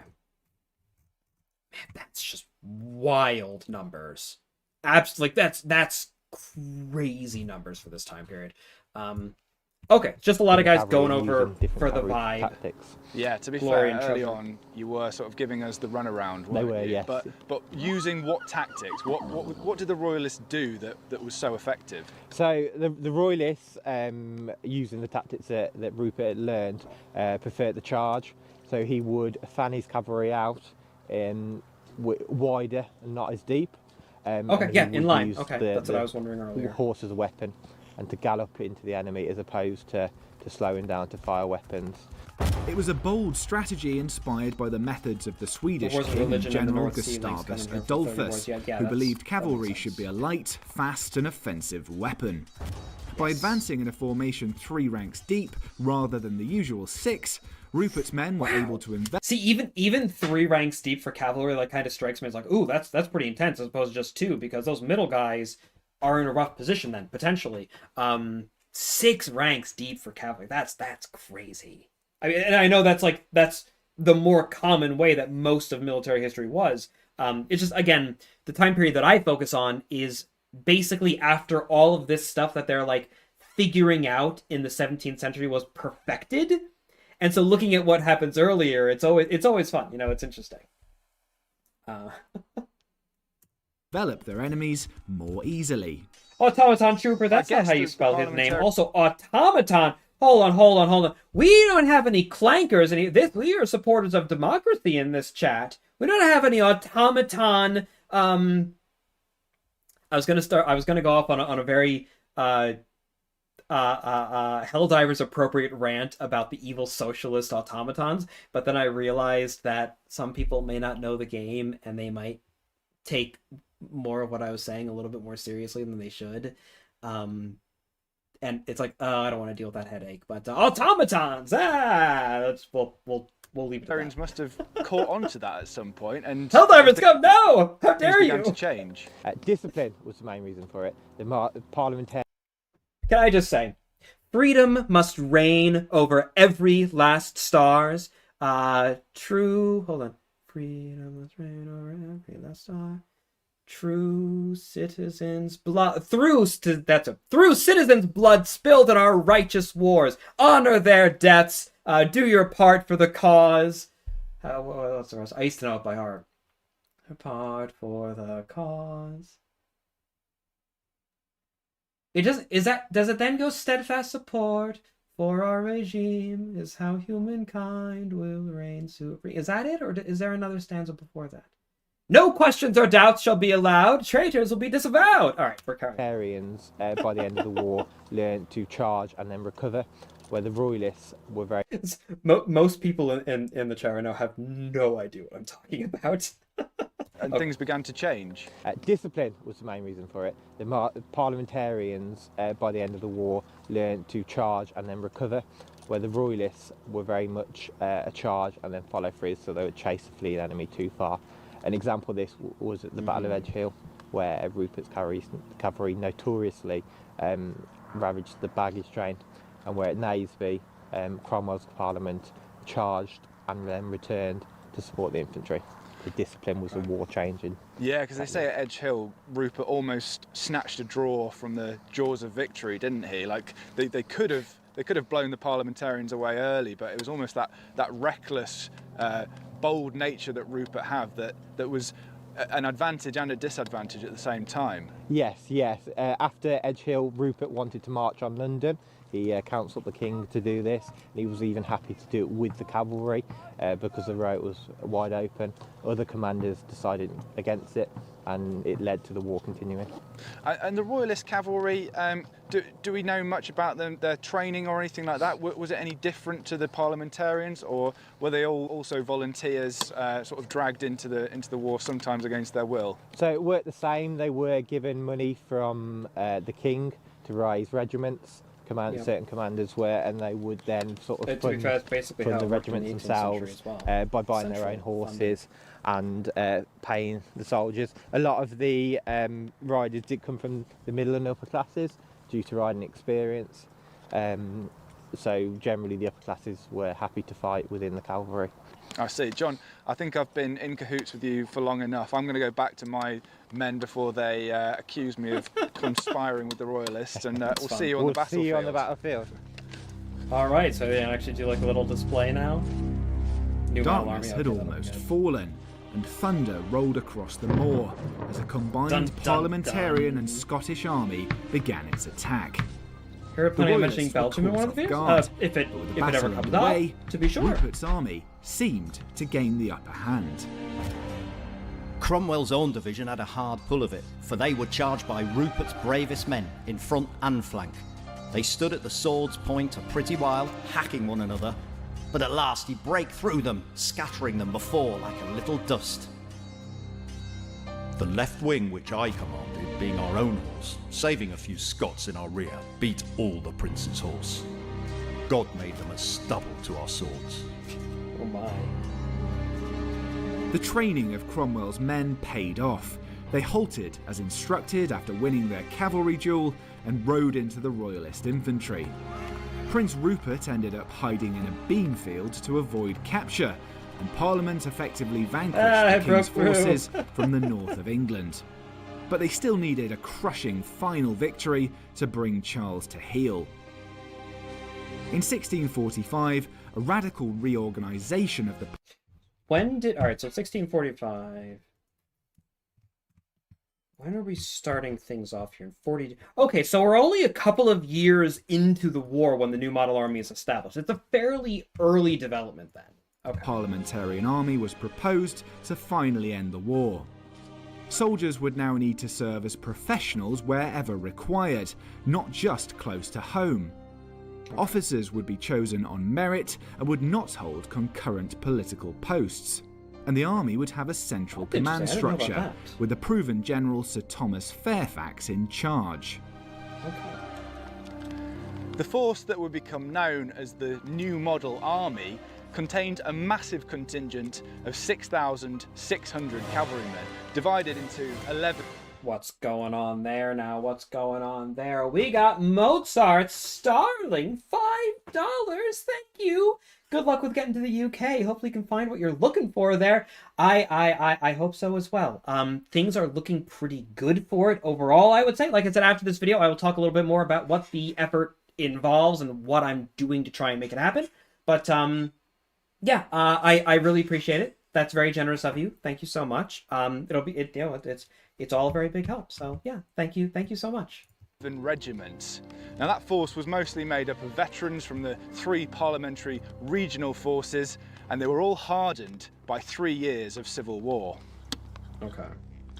That makes Cromwell sense was as well. Yeah, appointed you're able Lieutenant to, Gen- after a couple of years of combat, actually forming the new model army was actually possible because you have enough veterans at that point that basically know what they're doing, and you have a better pool to General actually of recruit Horse, from. second in for officers and command, such. just before the final showdown with King Charles. At the Battle of Naseby, the contrasting discipline of the royal Another one. I gotta fix it up where I actually get a proper pop-up on the right side there. Chris has given $5 as well. My goodness me. Thank you. Good luck. Well, yeah, thank you. Thank you very kindly. Very much so indeed. That's, again, very much appreciated. I feel like I'm repeating myself. There's only so much that I can actually say over and over again, but it goes a long way, and I really appreciate it. Thank you so much. Royalist and Parliamentarian cavalry I gotta come up with like some like thing that I can do when people give me money. Like I blow a whistle or something and make a fool of myself, because that's what people like to see, I guess, right? I don't know. Okay, let's rewind a little bit here because I feel like I've completely lost track of what's going on. Thomas They formed a new model Fairfax in army. charge. Fairfax is in charge. The force that would become known as the New Model Army contained a massive contingent of 6,600 cavalrymen, divided into 11 regiments. Now that force was mostly made up of veterans from the 3 Okay, parliamentary regional fairly small forces, regiments. and they were all hardened. Well, actually, by no, that's not true at all. It's like something like 500 men, very nearly 500 men per, which is actually larger, significantly larger than an 18th century regiment. For most of the 18th century, it's something closer to 300 men per battalion. Would I do a backflip for $10? I wish I could. I wish I could do something like that, but alas, no. 3 I'd be very thankful. years of civil war. Cromwell was appointed Lieutenant General of Horse, second Alongside in over command, Britannia. just before the final showdown with King Charles. At the Battle of Naseby, the contrasting discipline of the Royalist and Parliamentarian cavalry proved decisive again. While Rupert's cavaliers were tempted once more by the baggage train, Cromwell's men reformed to break Charles's army. The Royalist cause would outlive King Charles himself, who was beheaded in 1649. But the new model army went on to claim more stunning victories that would see Cromwell's star rise even further. While his men's behaviour in crushing an Irish rebellion would win them eternal infamy, the battles of Worcester and Dunbar proved that Cromwell's cavalry were among the best soldiers in Europe. Goodness me, you people! What's going on with that now? Another $5 from Checkmate! Well, thank you. Thank you very much. Good luck with moving. Have you ever watched the YouTuber Deck? Oh, I love his stuff. Yes. We'll watch one of his after this, maybe. He does medieval choreographed fights. Well, the entire point, they're non-choreographed fights for a lot of it. His best videos are 30 Years of War with knights fighting against musketeers. I'm glad you like the name Checkmate. Yeah, very good. I love his stuff. He does fantastic work. We'll watch the knight versus like pike line and musketeers video after this Europe, one. and cemented really a good. It's nickname really cool. that would stand the test of time: the Ironsides.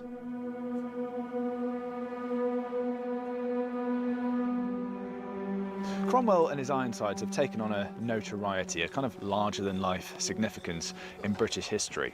But a lot of that is due to what came later, when Cromwell was Lord Protector and in many ways a ruthless monarch himself. But what about the ordinary cavalry troopers who served in his regiment? Well, like many periods of history, the cavalry had it slightly better than the infantry. They were often volunteers rather than conscripts who were dragged into the army or okay. the Although I didn't tenants know of that local the gentry. They were slightly better paid. I actually didn't know that the infantry and were they travelled that they in had front of the conscription main for army, infantry at this so point. they got the I best guess billets. levies of militia. and But stuff, leading from the so- front also meant they were much more likely to encounter the enemy, and many Civil War battles were just I wonder large. if that was the case on both sides. I presume it was the case on both sides. Then, yeah, that they'd be basically conscripting peasants. for cavalry peasantry. skirmishes. As we've seen, the close quarters fighting could have been absolutely brutal. And there was also the trauma of fighting against people you knew. I mean, it was no cliche to say that family was pitted against family, friends against friends. In the end, around 60,000 soldiers are estimated to have died on the battlefield, perhaps 100,000 more from war-related diseases. But for anyone who fought in the Civil War and survived, POWs were sometimes used. it would have stayed with them for the rest of their life. All right. That was really solid. That was really good. I like that video. Thanks once again to the Worcestershire Cavalry. That's just them saying thank you and everything. Well, I think it has earned the like, and I'll have to watch a few more of their stuff. I really like the overall editing. I think they did a pretty good job. Some of the thumbnails here and everything are very silly, but you know, that's the name of the game. I do silly thumbnails as well, right? Not a lot of videos. Only 2 years old though. This channel, they've really done well for themselves in a very short amount of time. All right, I will. I'll give them the subscribe. Sure. Yeah, I will. I'll have to watch more of their stuff. And in future, we'll be watching more. Do they have anything else that's like pike and shot? 18th century or 17th century? Doesn't seem like. Ooh, the Roman Legion. That seems like fun. But yeah, we'll have to do some more stuff later on.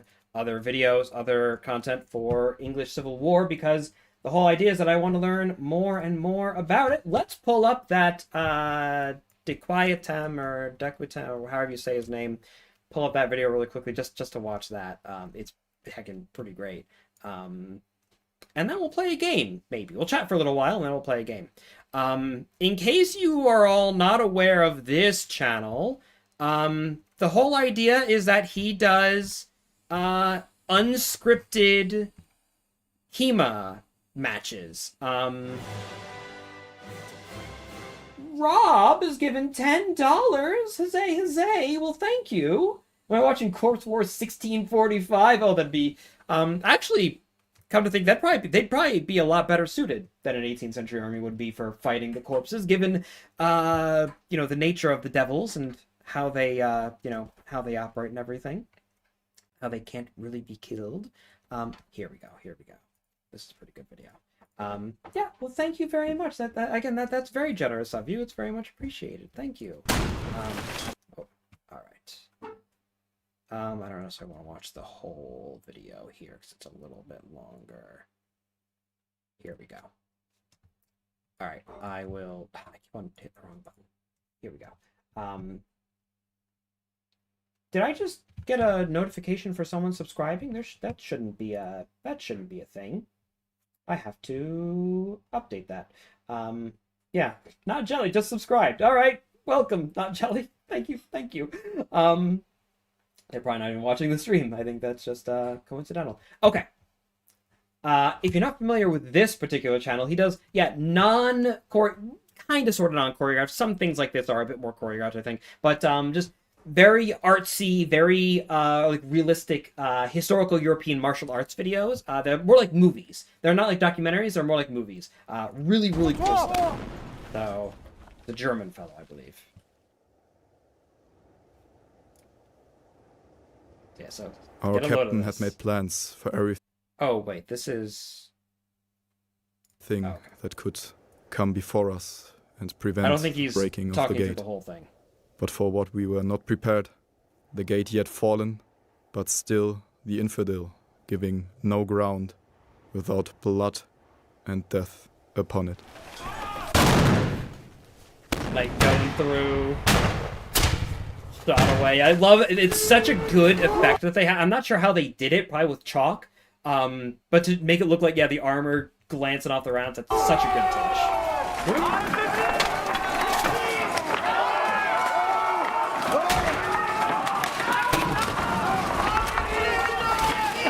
They really get in there too.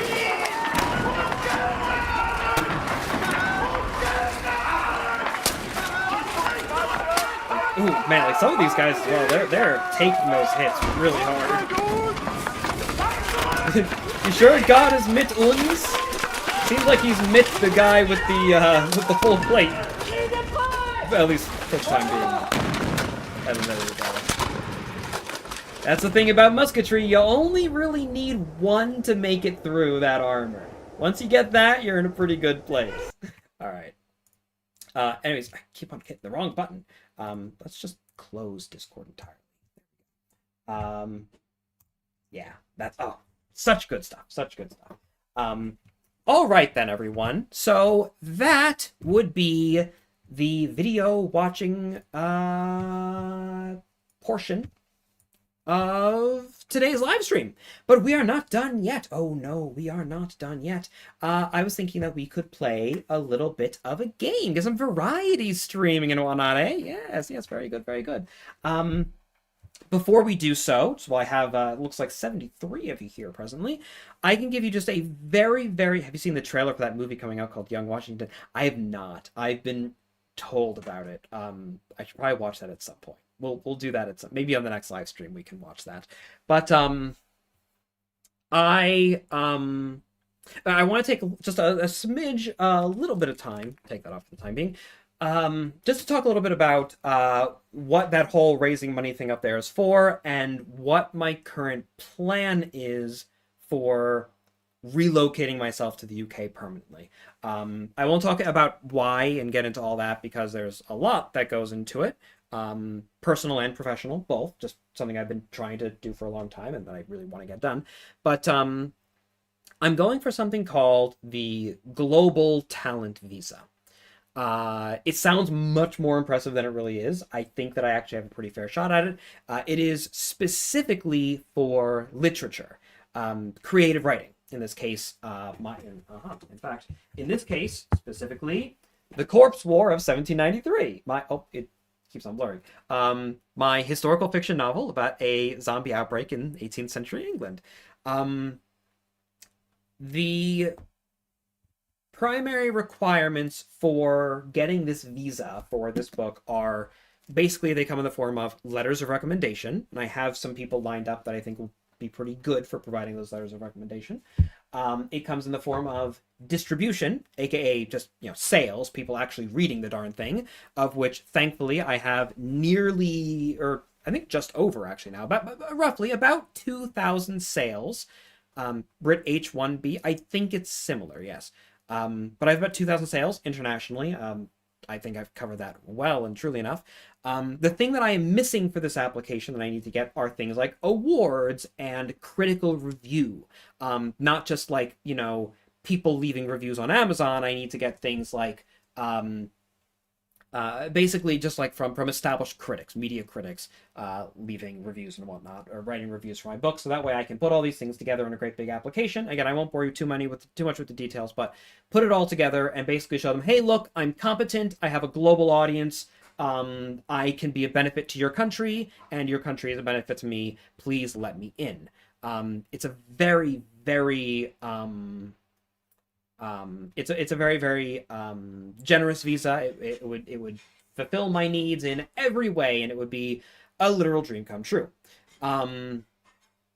Incidentally, if you happen to have like a podcast or a YouTube channel where you want to interview someone like me, or anything at all that you think might be of assistance in some way, feel free to reach out.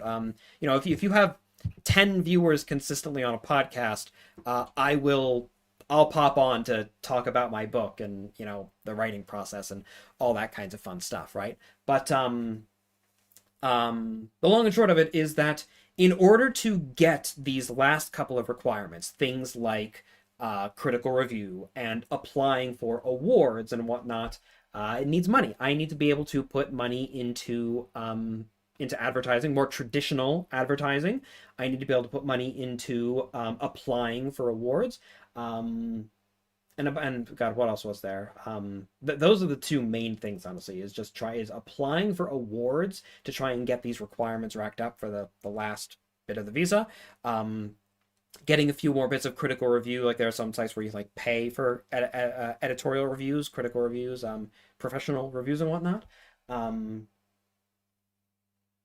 What else? Oh, and of course, if I can get all those requirements themselves, actually then applying for the visa and getting the visa and whatnot, all of that just costs a great deal of money. If I actually get the darn visa, then paying the healthcare surcharge and everything as well, it's also very, very expensive. So basically that's what I'm trying to raise money for. I'll probably just try to come up with like some very succinct, easy way to sort of like give a little message about that so that I can start doing so in live streams more regularly. But yeah, I suppose for all of your guys' purposes of just explaining why I'm asking for money at that point, but for all of your guys' purpose, like I said, if you have an audience, if you have a market of any sort, reach out and let me know, because I would love to do an interview. I'd love to talk about the book. I'd love to do any of that kinds of fun stuff. New York Times book review. That would be fantastic if I could get one of those. If you happen to be a journalist, or if you know someone who does, if you know a professional book reviewer, if you have a blog where people talk about books, or again, a YouTube channel, or a TikTok, or anything like that, right? Please feel free, reach out, let me know, and see if we can make anything work. Again, if nothing else, I'd love to do like more interviews and whatnot for like rando people podcasts and whatnot, just to help getting get the word out, right? If I get one more extra sale, then it's worth my time. All right. So anyways, with that being said, I hate doing the like self advertising nonsense like that, but let's play a game, everyone, shall we? Let's play a game. What game do we want to tic-tac? Yeah, the 30-second or whatever Chinese spyware that everyone loves. Let's see here. As far as Vidya is concerned, we have a few possibilities. We could just do some standard Napoleon Total War, of course, as usual. Revisiting Guts and Black Powder for the 300k live stream. We could do that. we could do that. That could be fun. I was thinking about doing intellectual interviews, but securing guests is obviously a problem. Might be something to consider. Yeah, I mean, I am open to conversations for many different possibilities. I cannot guarantee, that I'll make an appearance on whatever it is that different people are doing, just like by default. But I will seriously consider it. Why? For some reason, there. Okay, there we go. There's a weird. I had right-clicked on my Steam, and the menu that pops down wasn't going away. I was confused about what was going on. Hold fast, Napoleon. Let's see. What do I actually have? I don't have a hold fast installed. I could look into that though.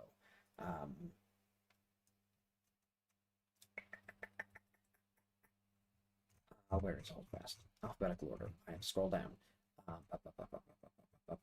I do not have Hold Fast installed, but I could download it very quickly, I think. Try Last Dawn. It's like Guts and Black Powder, but I don't want to do any Roblox stuff at the moment.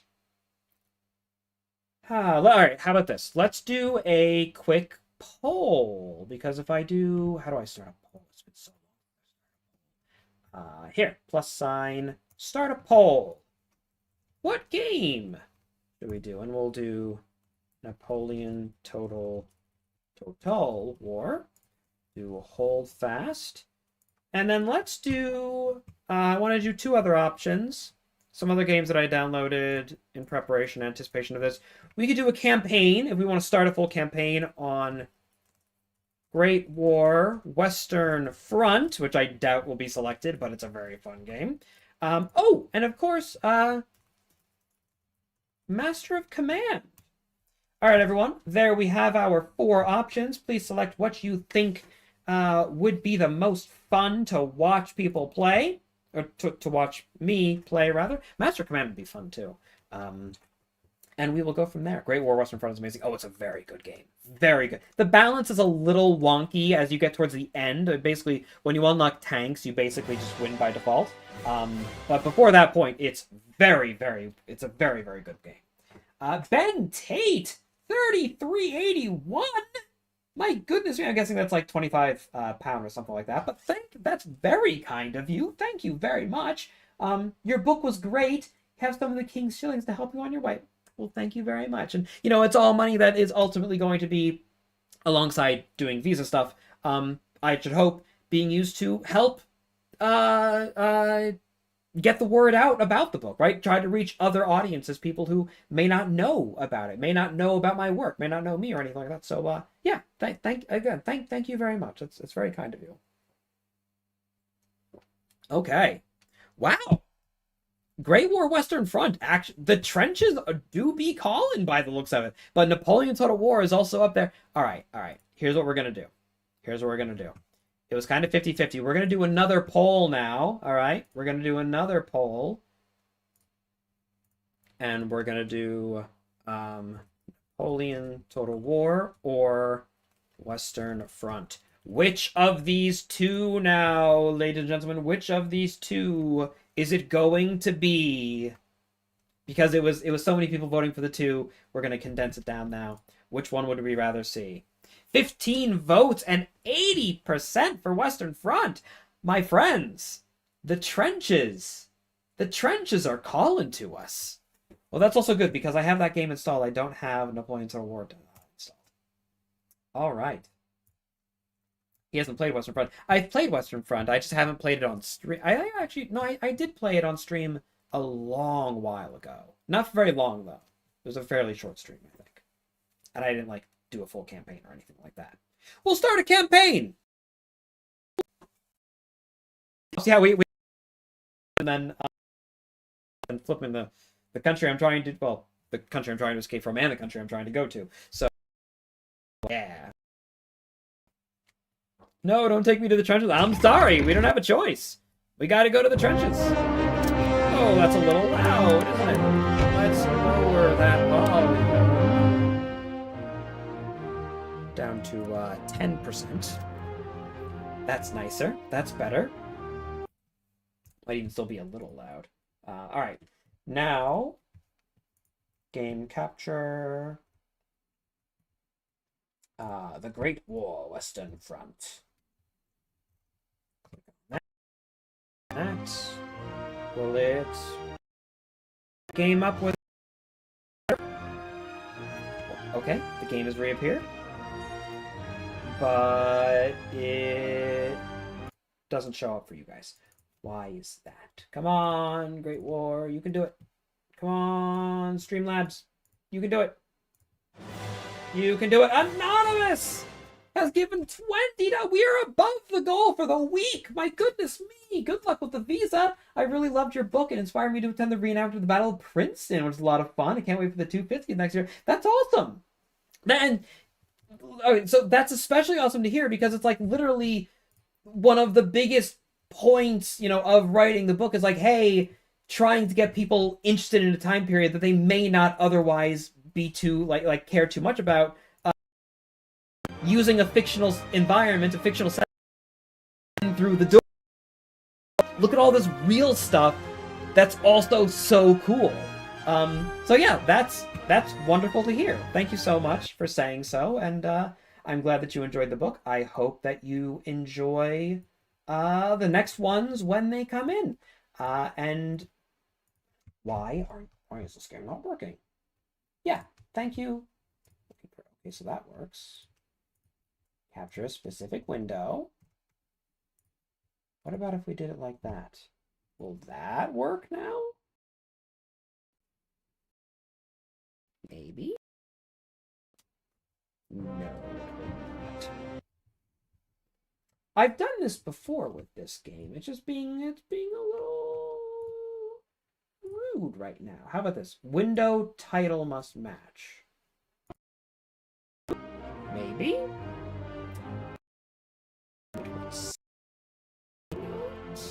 No, see not. Don't worry, everyone. We're gonna get it. We're making it happen. We're figuring this out.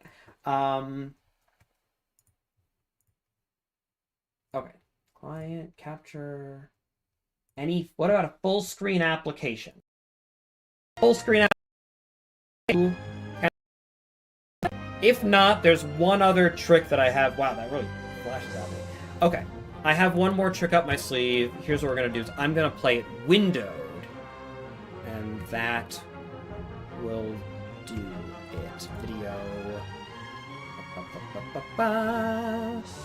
Oh, the laptop is nice and toasty warm watching this. Okay, here we go. Windowed mode. Done. Yes. So now it being windowed, we're just going to do display capture. We're just going to copy that, pop back over here to this section, And oh dear, what happened to the goal there? We got really weird with the sense and everything. Haha, but there we go. We'll put that right there. It's not perfectly well sized, but there we go. That'll work just fine. Okay. We have a little bit of a bar, a slider here on the side that isn't, but that's okay. You know what? We can even. Is there any benefit to having the chat on there? I don't know if there's any benefit to actually having the chat on that screen. We're gonna get rid of that at least for the sake of this game. We'll see how we like it. Okay. Now, at long last, apologies for the delay, everyone, but let's play some Great War Western Front for a little bit. For if anyone is unfamiliar, this game is basically just a grinding, cruel simulation of we'll do the default difficulty. It's just a grinding, slow strategy game that shows basically why World War I was fought the way that it was, and why you couldn't just do whatever nonsense people always say would have won the day or whatever. Yeah, I think that the currencies are all weird on the goal there because because it was like other currencies, and so the automatic conversion doesn't really understand how to mess with that, how to deal with that. With the death of the Archduke, Europe is... Okay, we don't have to go through with any of that. Whoa, this frame rate is something else. I haven't played this game on my laptop at any point, so let's just... Oh, that's weird. Yeah, it's trying to play it on like the... Okay, I guess we get to restart the game now. Oh, a little surprise view of my desktop. It's very pretty, as you can see. Okay. But yeah, no, again, thank you everyone so much for being so incredibly generous in this live stream. You know, it is a very, very big help. You know, it's not only, again, does it require a lot of resources to get everything in place to actually secure the darn visa, but then after I get the visa, like paying for the healthcare surcharge, paying for, I mean, even just like moving expenses, there's a lot of stuff that goes into it. So I'm thinking about just doing regular live streams like this. I'm gonna see if I can't think of some ideas for like bonus streams and like monetary goals that actually give you guys a little bit more of something. Okay, oh, that's much, much better now. Okay. But for now, it's just like it was just a sort of a way to track like how much was earned over time, I guess. See how I like the progress bar thing, and well, it was meant to last for like another 1 or 2 streams at least, and here we are. So, okay. So here we have, for those of you who may not be aware, this is our front line. We're playing as the Allies, so obviously in the north we have the British, Belgian, and Canadian armies are ready for action. I think we have some Canadian. Yeah, we have some Canadian soldiers. Oh, no. Indian. Those guys are Indian. There are Canadians as well, I think. I'm not sure where they... Maybe there aren't. Maybe they're just counted as British... Oh, no, Canadian. Canadian, okay. Oh, there's also some French in the north there. Americans will come in towards the very end. The French obviously have the vast majority of the sector. And long story short is you have to claim, you know, as much of the enemy territory. You have to try and either get to their capital there, or you just have to grind them down, basically, their will to carry on the fight. Just grind it down to nothing, and then eventually you win the campaign that way. In order to fight, you take these units, and you have to order them, obviously, into the part, like the next process over. You need to destroy all their stars by winning battles in order to seize the territory. So you can't just fight one battle and then you win the territory. It takes many, many, many grinding battles. So let's try and figure out where maybe we have some sort of an advantage, or... First of all, I want to take these Frenchmen and move them further south. On a de nouveaux ordres. Oh, wait, I accidentally just moved... Attendez les ordres. Oh. I'm just gonna... no, whatever, I'll deal with that later. I accidentally moved everyone except for the Frenchman.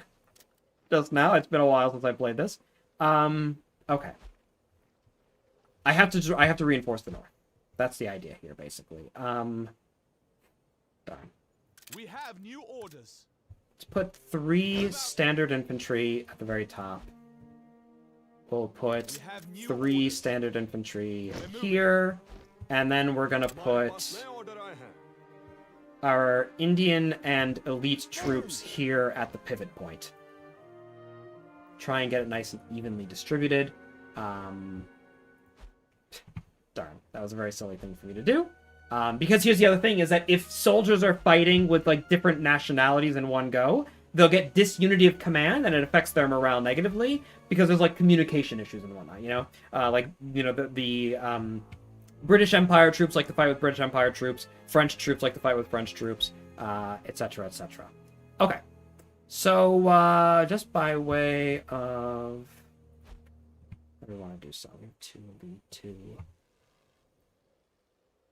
Let's see if we can take Colmar here. I feel like it's fairly isolated. Move half of our boys over there. And I know I'm deploying all the reserves, like, right away, which is maybe not the best idea, but it'll be fine. Okay, so as you see, Colmar has 2 stars, and right now they have only 1 corps that's actually there to fight. Meanwhile, I can't use the guys that I just moved over there, but I have 2 corps here, and I have 2 corps here. So I'm going to outnumber them, and because I have 2 squares that can attack him in one go, I can potentially take Colmar right now. I have to fight 2 battles. So let's see what we can do. See if we can make it work. Is Brandon moving to the UK? Brandon is trying to move to the UK. Desperately so. Fingers crossed. I have a really good shot of it, I think, at this point. I'm making a visa application early next month. Or rather, probably late next month. And then time will tell at that point. But late next month. We shall see. Of course, it'll take a few weeks for the actual approval to come in, but... Alrighty then. So, here we are... in the game. Do you guys have a full... Yes, you can see the full game. Okay, very good. So these are the trenches that we already have built by default. Here are the... Ooh, we have a machine gun. That's nice. And the command points. In order to win, we just have to take all the enemy's command points. Pretty straightforward standard there. The thing is that these maps are consistent. They, if you like build more trench lines and everything, the trench lines will actually remain... the next time you play the game, like, you play on that map. So, for now, we're just going to establish a basic defensive structure. You use supply points to deploy units. Let's see here. And, we're going to roll up the left flank here is what we're going to try and do. So you can see here, I have up to 30 units. I have 270 supply that I can spend right now. So we're going to dig a few more trenches just to deploy men into. These are going to be... So when you're defending in this game, you really don't have to worry that much about... Or sorry, when you're on the offensive, you don't have to really worry about defending because the... You know what, actually, we can get rid of 2 of these guys. So I want to have a lot of artillery if I can help it. Here we go. Oh, and the balloons, of course. The main thing is that the enemy will do like a quick little probe, but they won't actually do all that much by way of... Ooh, we don't have enough supply to effectively have balloons and also a bunch of artillery. I'm going to set up some light field guns, and we're just going to call it a day at that point. They'll send, like, a quick little probing attack, but they won't really try to take your position at all. Oh, man, the supply is so... Oh, right, because I only have 2 battalions. I only have 2 light artillery. We'll put some heavy guns up there. Okay, and yikes, that's not a lot of men at all. Let's actually move you boys. No, we'll keep them there in the center just in case we need them. They'll cover B. Okay, and we hit to begin the battle. Begin the battle.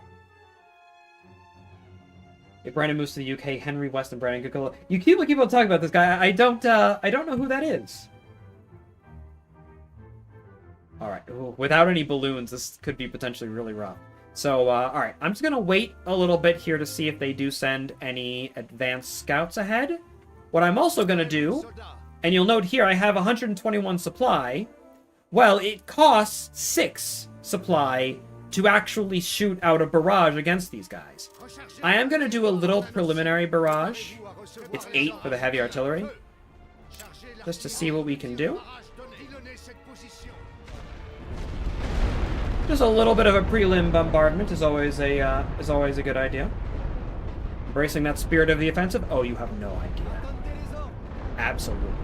We're just going to wait to see if they launch any probing attacks, and then this is actually really good because we can attack through this settlement. That's actually that's like perfect for our purposes. Okay. Gonna wait for the artillery to reload.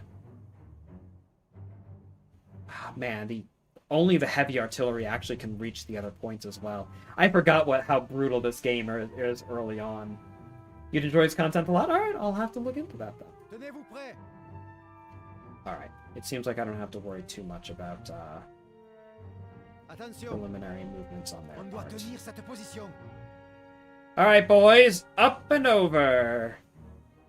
So here's what we're going to do, is we're going to have our boys sort of creep up. The only thing that I don't like about this game is that the actual control of the infantry is, like, really rough. Like, the actual controls are, it's very clunky. It doesn't really function all that well. But, we're going to see what we can do. The entire idea of what we want to do is we want to have our infantry advance, seize the trenches, capture the point, and then flank around the other side, if we can. It's still fairly early in the game, so you'll see that the actual points here aren't fully connected because they don't have the supply to dig out a full trench network yet. It takes a while, and for battles to be fought repeatedly over one zone, for them to really make that happen. Alright, we're going to creep everyone up just a smidge more.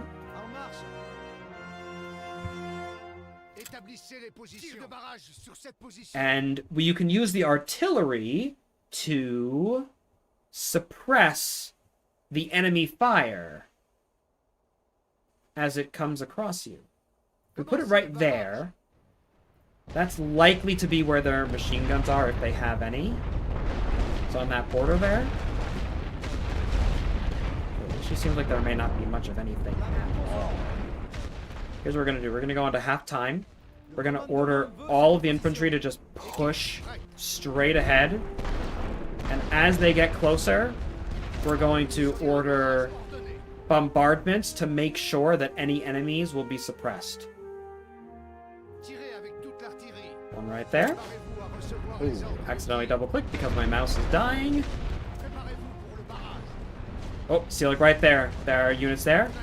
That's a machine gun. We're going to see if we can take them out. You guys, get into that trench there. So now, this machine gun is being suppressed by the heavy artillery. But the trouble is will my boys be able to springboard fast enough to get up there before the artillery stops? Or, in fact, will my artillery actually end up hitting most of my own guys? Ooh, yeah, I see my infantry didn't get up there high enough. The artillery, they were ordered in advance, like, hey, you're going to stop firing at this time, effectively. And, they stopped firing at a time when my boys were still exposed. It's been a while since I've done this. I gotta get used to the control system again. You can see here how, again, the controls are not exactly the best. Ooh, I do have artillery that I could be using. Oh, wait, no, I don't. Ah! Bad controls. Yeah, see, they're out of range of my artillery there, so I can't really effectively combat them. But they'll go through the reserve trench here, the communications trench, to try and get across. Oh, some of them maybe skip a little bit faster than they should. Alright, and so we managed to claim this enemy position. at massive cost. As you can see, the majority of our units, except for like 2 companies there, are at about half strength. So here's what we can do now. Oh, and now they're hitting me with artillery of their own for the counter barrage. So here's and those guys both surrendered. They both were out there killed because of the artillery there. But here's what we're going to be able to do. These guys, we're going to have them pull back. We're going to have them leave the fight. And when they do so, if they leave of their own volition and they actually survive, I get more supply back than I otherwise would. I can then have fresh troops come in with the supply that I saved. But we don't want to have too many come in because we've only got 22 in reserve, as you can see, and we only have 67 supply left. Now, this becomes a lot easier. Because all their machine guns are going to be pointed forward, basically. So I have, like, mostly that's how the AI does things. We're going to be able to move up their flank, hopefully. Have these boys advance up this way. Oh, yes, thank you very much. I have received a blessing of Welsh cakes from the missus. Oh god, and the artillery. That's very rude. They're not waiting. Alright. Get you guys up there. We're gonna wait for this artillery to end. I accidentally ran them right through the artillery. That's fine. We're gonna have you guys actually leave as well. And we'll replace them with one more company. You know what? To hell with it. We're gonna bring in 3 fresh companies because the artillery is mostly gonna be out of range anyways. But now, thankfully, we don't really have to worry too much about, like, counterattacks. Like, the game isn't perfect. It isn't perfect. But, we're gonna charge across to see if we can take their position over here. Yeah, there's the artillery. I forgot how short range the light guns are in this game. Okay.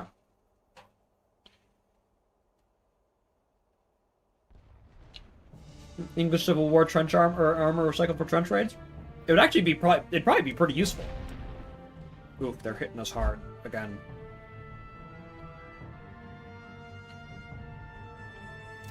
Early game is rough. Alright, so now, if I start attacking now with the artillery, I will suppress this unit, right? I will make it to where they're not able to shoot back at all. But here's the thing. By the time my guys get there, the artillery will still be shooting. Have you guys sweep more up to the north there. We gotta get all of you boys into those trenches. Man, and I've only got 1... Yeah, effectively, I've only got 1 unit of artillery that I can use here. I'm gonna take a risk. I'm gonna put it, like, right about here. Hoping that there are people that will be suppressed. Thankfully, because we're flanking, we were able to get them pretty effectively. Ooh, although... Oh, that's rough. Oh, that's not good. Oh, that's not good at all.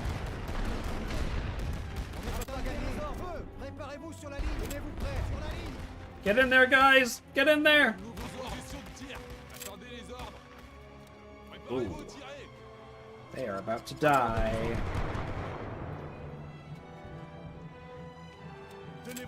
So are these boys. We'll charge them up there, in fact. My goodness me, my goodness. Hold on.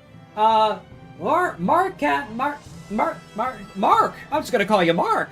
Thank you very much. $10. Have some Swedish, some Swedish cash. Well, very good. Some kroner, I believe, yeah? Well, thank you very much. Started a full-time job since last time you streamed. Trying to get a folk costume. Ooh. Bad choice of spending? I wouldn't say so. That's awesome. Thank you so, and again, thank you very much as well for generosity. That's very kind of you, and I appreciate it. We're over our goal pretty substantially now. I gotta start setting these goals to be high. Oh, no, guys, get over there, get over there. Next time, Early game, bring heavy artillery, is what I'm hearing. Do not mess around with the light. Light artillery is nowhere near good enough.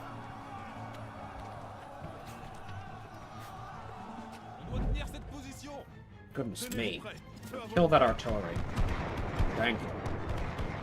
The way they kill the artillery is kind of dumb, too. They just throw, like, hundreds of grenades at it.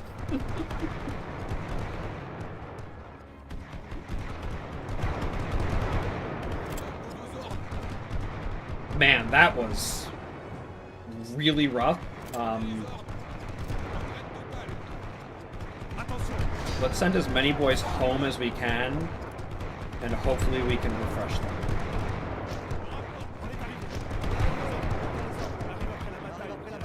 I don't think that the artillery is going to be, like, any use to me at all over there, so...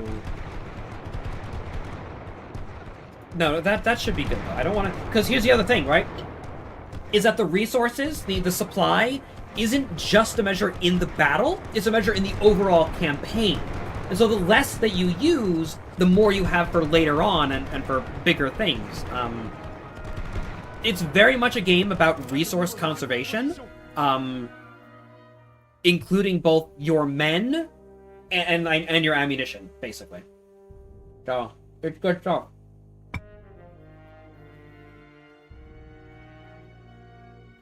Leyburn, thank you very much for being here. You may have already gone, but I appreciate you saying farewell. Let's get you guys out of there, too. Okay. So now what we can do, at the very least, we can have our defensive troops sort of position themselves to advance as well.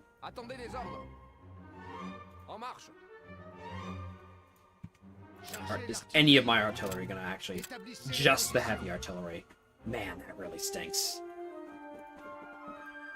Alright, well, let's set ourselves up here as best we can.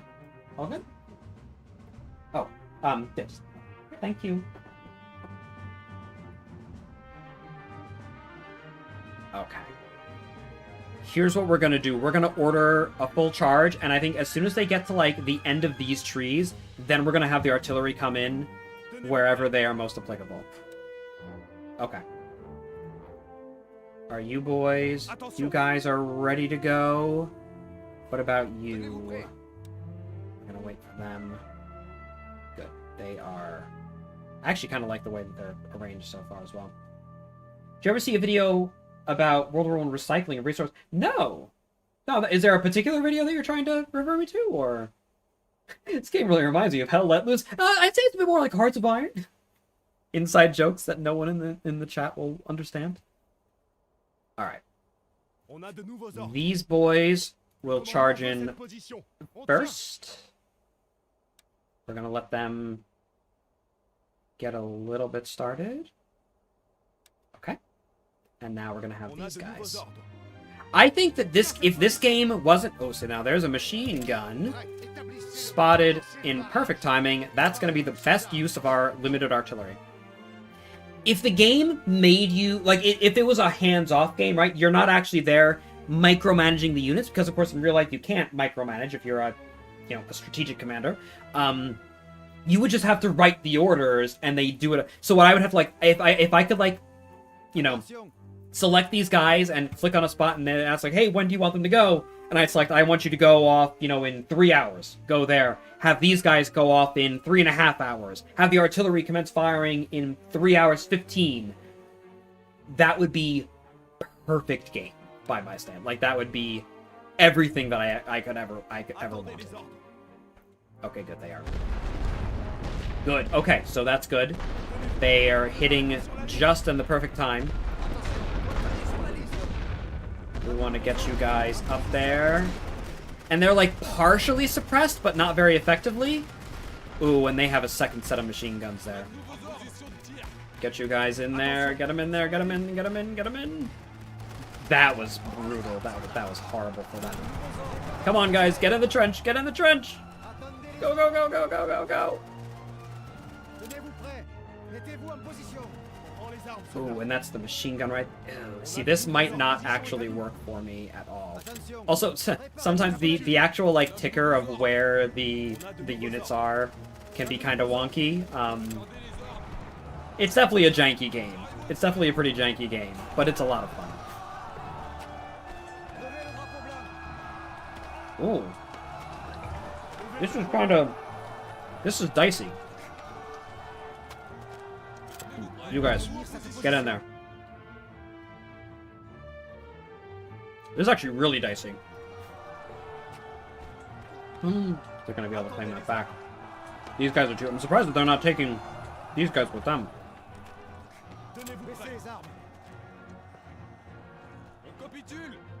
We got like 5 guys. Get in there. No, they're completely done. Wow. Okay. So, the Germans just requested to surrender. Why? I'm actually going to continue on the attack because I feel like the AI just sort of glitched out. Like, they shouldn't have done that. So I'm not going to accept that, I'm not going to accept that victory. That seems scummy to me. How much can we get?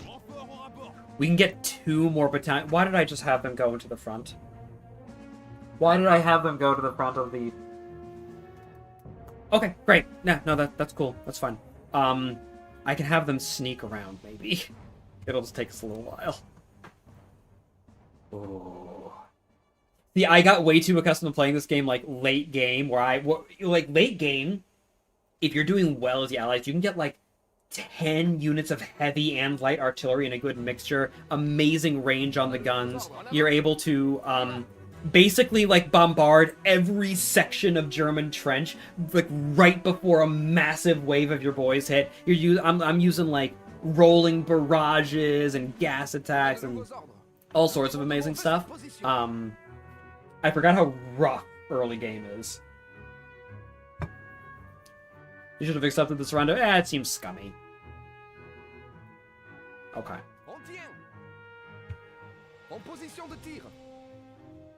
Alright, boys. Double time. Get in the trench. Get in that trench. I think that we can still take this.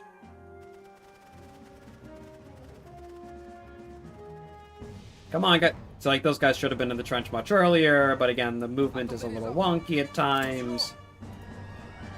Alright, boys. So this is the command trench.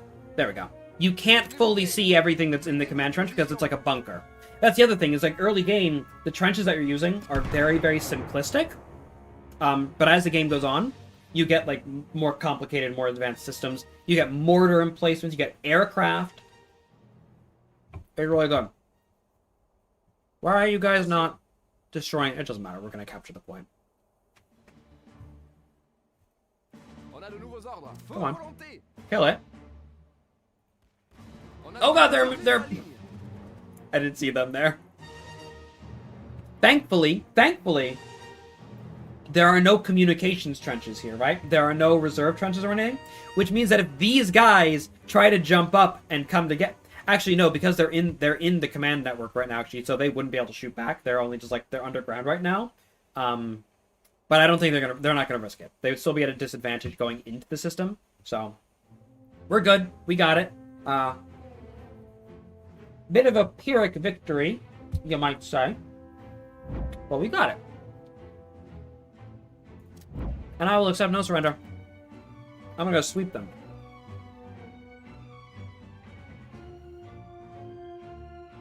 Why didn't YouTube show me the name of the game? It is called, The Great War Western Front. If I speak with my mouth open, my apologies.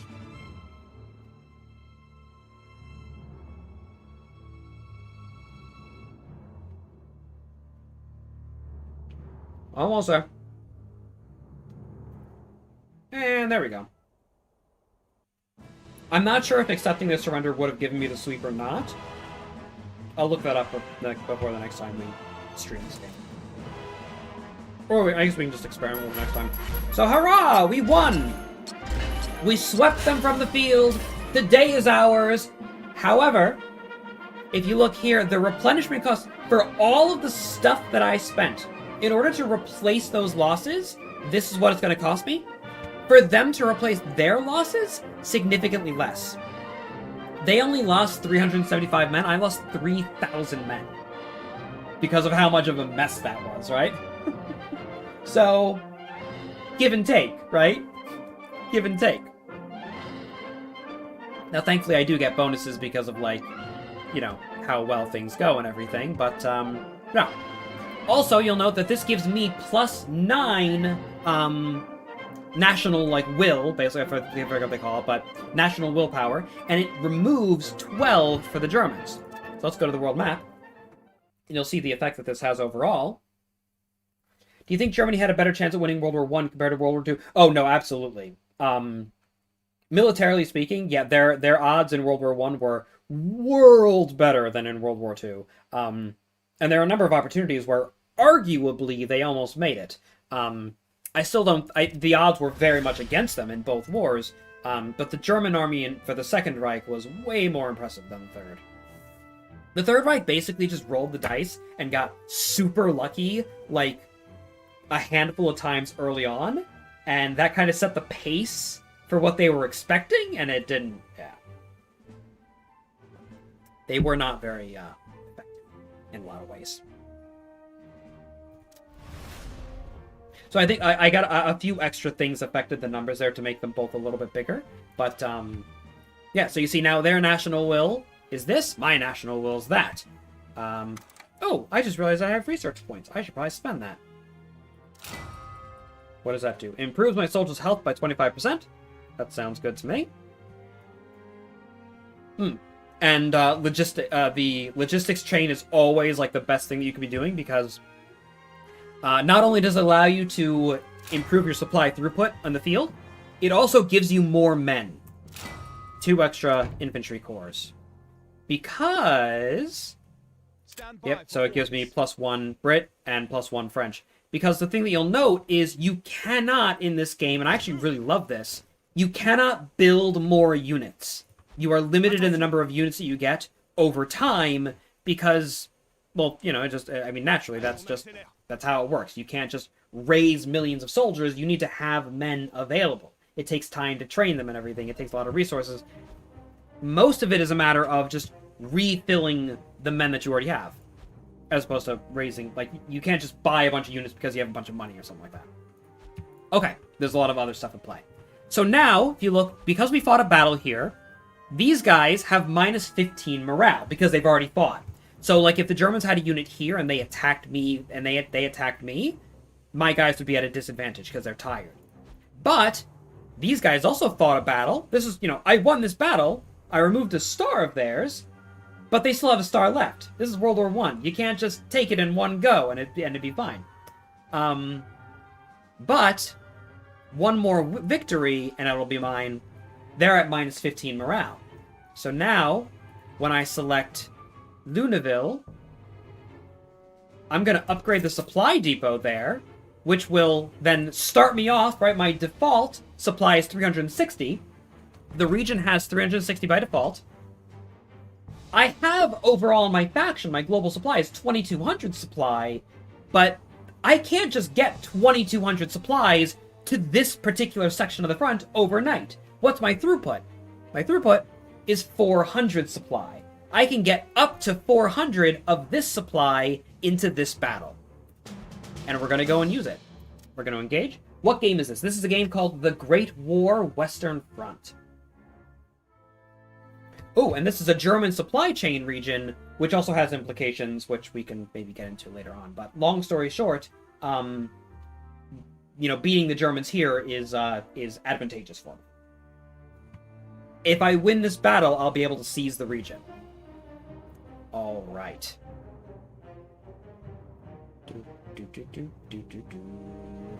All right. Let's try to be a little bit more slow about this time. We have 590 supply. We're going to get an extra 190 when the game actually starts. We're going to put a balloon up there. Then we're going to put a trench line to defend the balloon. Because sometimes if you just have an isolated balloon, they'll run someone out to basically just destroy it right off the bat. Nice and easy. So that way we'll secure it. We're gonna put some boys there to defend C, to defend B, to defend A. Now let's worry about the artillery first. I'm just gonna do heavy artillery. Oh, that's such better range. This seems like a smaller map overall. Attacking from this angle. Oh, right, we can only get 2. Okay, well that's fine though. And we'll do some light guns right in front. They actually have pretty solid range as well, it looks like. Oh yeah. They're all in range. And also, for one reason or another... Oh, no, sorry, because I was going to say the German position doesn't seem to be very well defended at all. I'll only actually see what their trench lines look like when the battle begins in earnest. Okay. Let's attack from the right this time. Because I don't want to attack from the left because they have like 2 positions there. I want to attack from here. Take that out, take that out, take that out. And then we'll attack straight from the rear, which will be very advantageous. Dig some basic trenches because you want to start your boys off in trenches. And they're cheaper if you can get them at the beginning as opposed to more towards the end. Okay. But that being said, let's just start off with these guys and see how it goes. We'll keep a bunch of resources in reserve. The British are still smashing on! That's a great poster. I love that. Or newspaper, one of the two. Alright. Send our balloon up.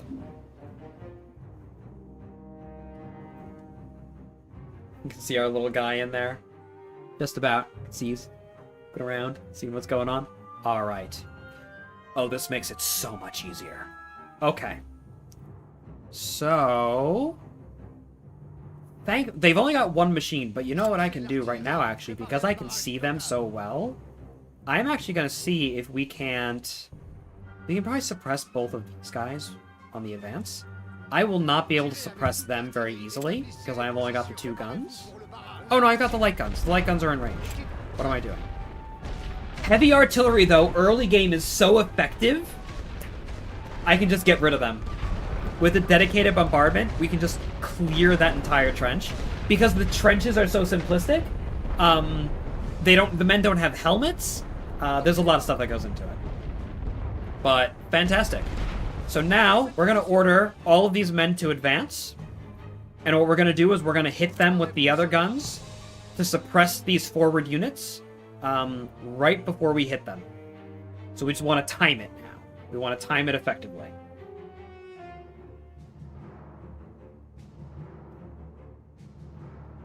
Alright.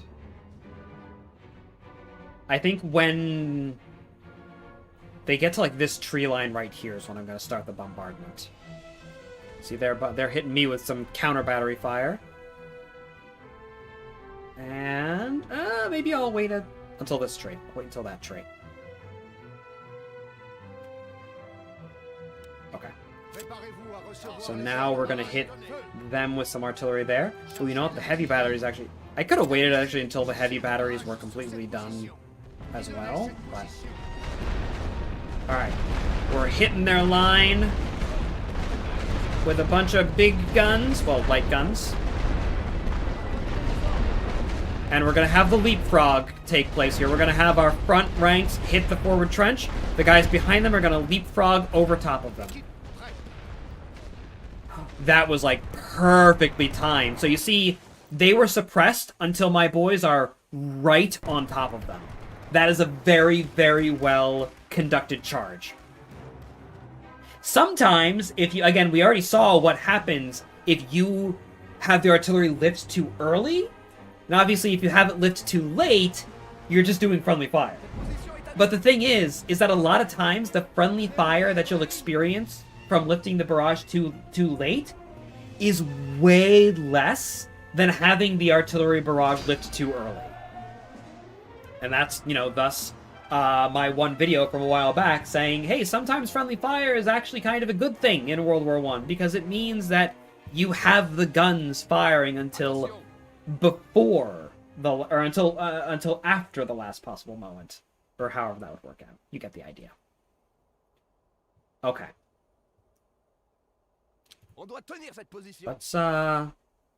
Let's just carry on. Let's just continue on with the sweep here. Gonna wait until our boys are... No, we also have enough guns actually already. We're going to begin the bombardment. They should be clear of them. I don't like them being there though, so we're going to suppress them just in case. We're going to hit these boys really hard. Sorry, I keep on accidentally double-clicking because my mouse is dying and I need to get myself a new one. We're going to hit it to where both of these units will be hit, like these guys will hit by 2 units of artillery. This one will be hit by at least 1. And these boys, just in case there's anything there, like a machine gun, we're going to hit them as well. So, charge right on in, boys. God, I love heavy artillery. I forgot how good it is early game. I don't even need infantry at all, it doesn't seem. Just use a bunch of heavy artillery. Take them all out. Actually have you carry on like that, and then you guys, because they're basically on the same level right now. Light artillery takes way less time to get themselves reloaded. See, now look, these guys, because they're suppressed, they're not able to shoot back, even as they close right in. If these guys were shooting, I could have lost at least a half strength of one of these units. But I've only lost about a quarter strength because I basically because I accepted friendly fire for a little while. All right, let's go in and... Yeah, the only thing is that I hate how the infantry sort of blobs up in this game just because the control is not the best for the most part. That is a little close range, I think. Come on, take out those guns, please. Take out those guns, please. That shouldn't be a thing. Well, I guess I could lower them on a level. They're not shooting up. They're just shooting straight ahead. This is basically what company is on the firing step, which one is in reserve. You can swap the trench position.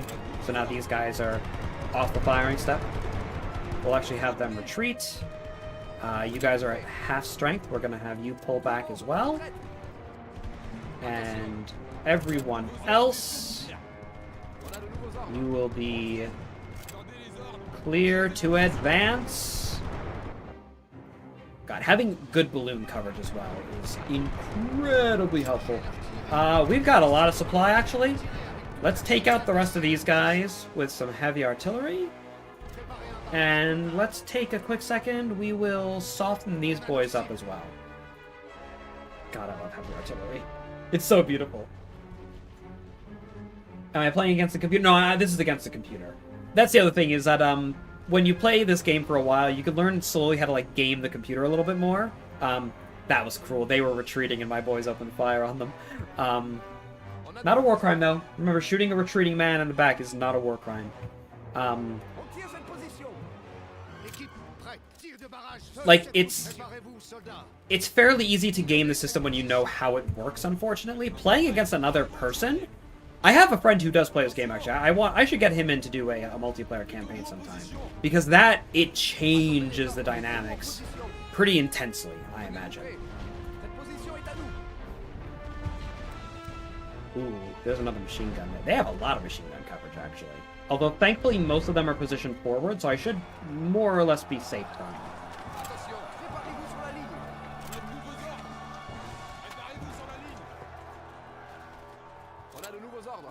And let's get you boys like so, like so, like so. Light artillery, commence fire there. Ooh, these guys are much better equipped than I thought they were gonna be. Actually, just get you guys in there. Okay, they were able to take their HQ now at long last. You boys can get out of there. I shouldn't have had them retreat because they have a trench line right here that's in range. See, they're able to support one another. Oh, no, get in there, get in there, get in there. Yeah, I lost guys unnecessarily. It's a little clunky. I lost some boys unnecessarily. So I keep on leaning forward, I'm realizing, and that makes it like a really, it's like that Bob Odenkirk meme of his face like really weirdly zoomed in. I should remember to like lean back. I look much better if I'm leaning back as opposed to playing the game. Okay. Alright, we're done. I'm doing it again. I'm doing it again! We're done playing. Take those boys out. And let's take these boys out. We'll clear them with the heavy artillery. And if they try to run, oh, guess what's gonna happen to you if you try to run? If you try to run outside of the trench, ooh, oh, you're not gonna have a good time. Blammo. Beautiful, absolutely beautiful. I love it when things are technically not a war. Put your nose up to the camera. No, John. Why? Why do you want me to? Okay, good. They are cleared. It's just, you know, this is the thing about the Allies is we have men, we have ammunition, we have resources. Why throw people at the problem when I can throw? Why are you guys not shooting them? There may not be enough of them. I don't have to take this position by manually. I can just bombard it into submission, and we are still early enough in the war that will work. Beautiful. Beautiful. Absolutely beautiful. There we go. Come on, guys. Because of how the numbers work out, they're all on this side of the trench, not that side, so they're not taking out the machine gun. It's dumb. Just do that. I may lose like 2 or 3 guys. Surrender. Okay. They're requesting a surrender. The entire battlefield is ours. Let's see if it'll give me the sweep. I'm hoping that it'll give me the sweep. Okay, it does. Okay, good. Good, good, good. So I don't have to go through everything if they offer sweep. Close-up Brandon isn't real. Close-up Brandon can't hurt you. Very good. So now this is much better. It's only gonna cost me 177 to replace everything. It's gonna be that 300 for them. I only lost 1,700 men. They lost 2,200 men. Beautiful. Absolutely beautiful. And so now, as you shall see,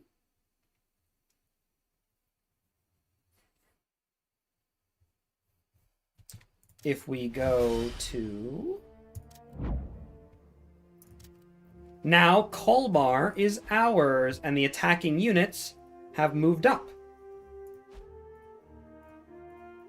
And so the war continues on, and on, and on, because I can continue attacking. I can attack with these boys against Morhanj or Metz there. And you can see is that, you know, Colmar only took 2 battles for me to win, 2 stars. Metz is 4 stars. Peron is... Ooh! They're actually already kind of weak. Although I've only got 1 yet. I can attack with them, at least. Maybe. Ghent is 2. Brussels is 5. Luxembourg is 5. Kreuznach is 5. Some of these settlements, they are long and deadly slogs to actually get through them all. But for now, ladies and gentlemen, what time did I even start streaming? What? I don't know how long I've been going for. Oh, it looks like I actually started one on streamer. We're going to replace that now, and we'll do that. Big fan of the channel, never seen you live stream before. Well, now you have.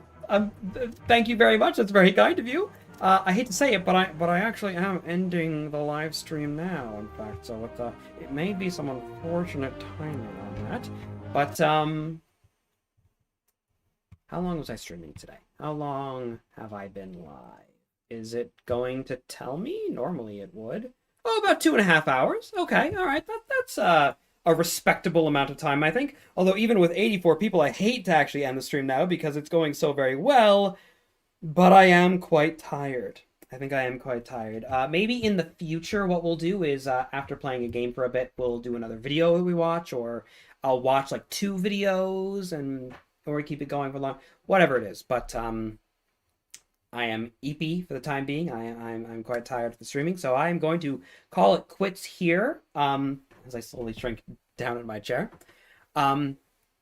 I'll leave the VOD up for a little while. I don't know if I'm going to keep the VOD up permanently on the channel. I have to decide how I want to do all that, but we'll keep it up for a little while at least. So you can go back and watch it if you'd like. We were learning about the English Civil War earlier. It was a lot of fun. Thank you all so much for your presence here with me today. It's very much appreciated. Thank you everyone who gave a little bit of money to me. In fact, a fair amount of money to me. Likewise, that is very much appreciated. I'm sorry, Spiffy. You just got here. I'm so sorry. Yes, thank you all. It's much appreciated. It's a big help. I have nothing else to say, I suppose. I will see you all next time. I will see you most likely on Wednesday when we will play some more Resident Evil 5 with Jordan. So until then, I might stream tomorrow. Might stream tomorrow. We shall see.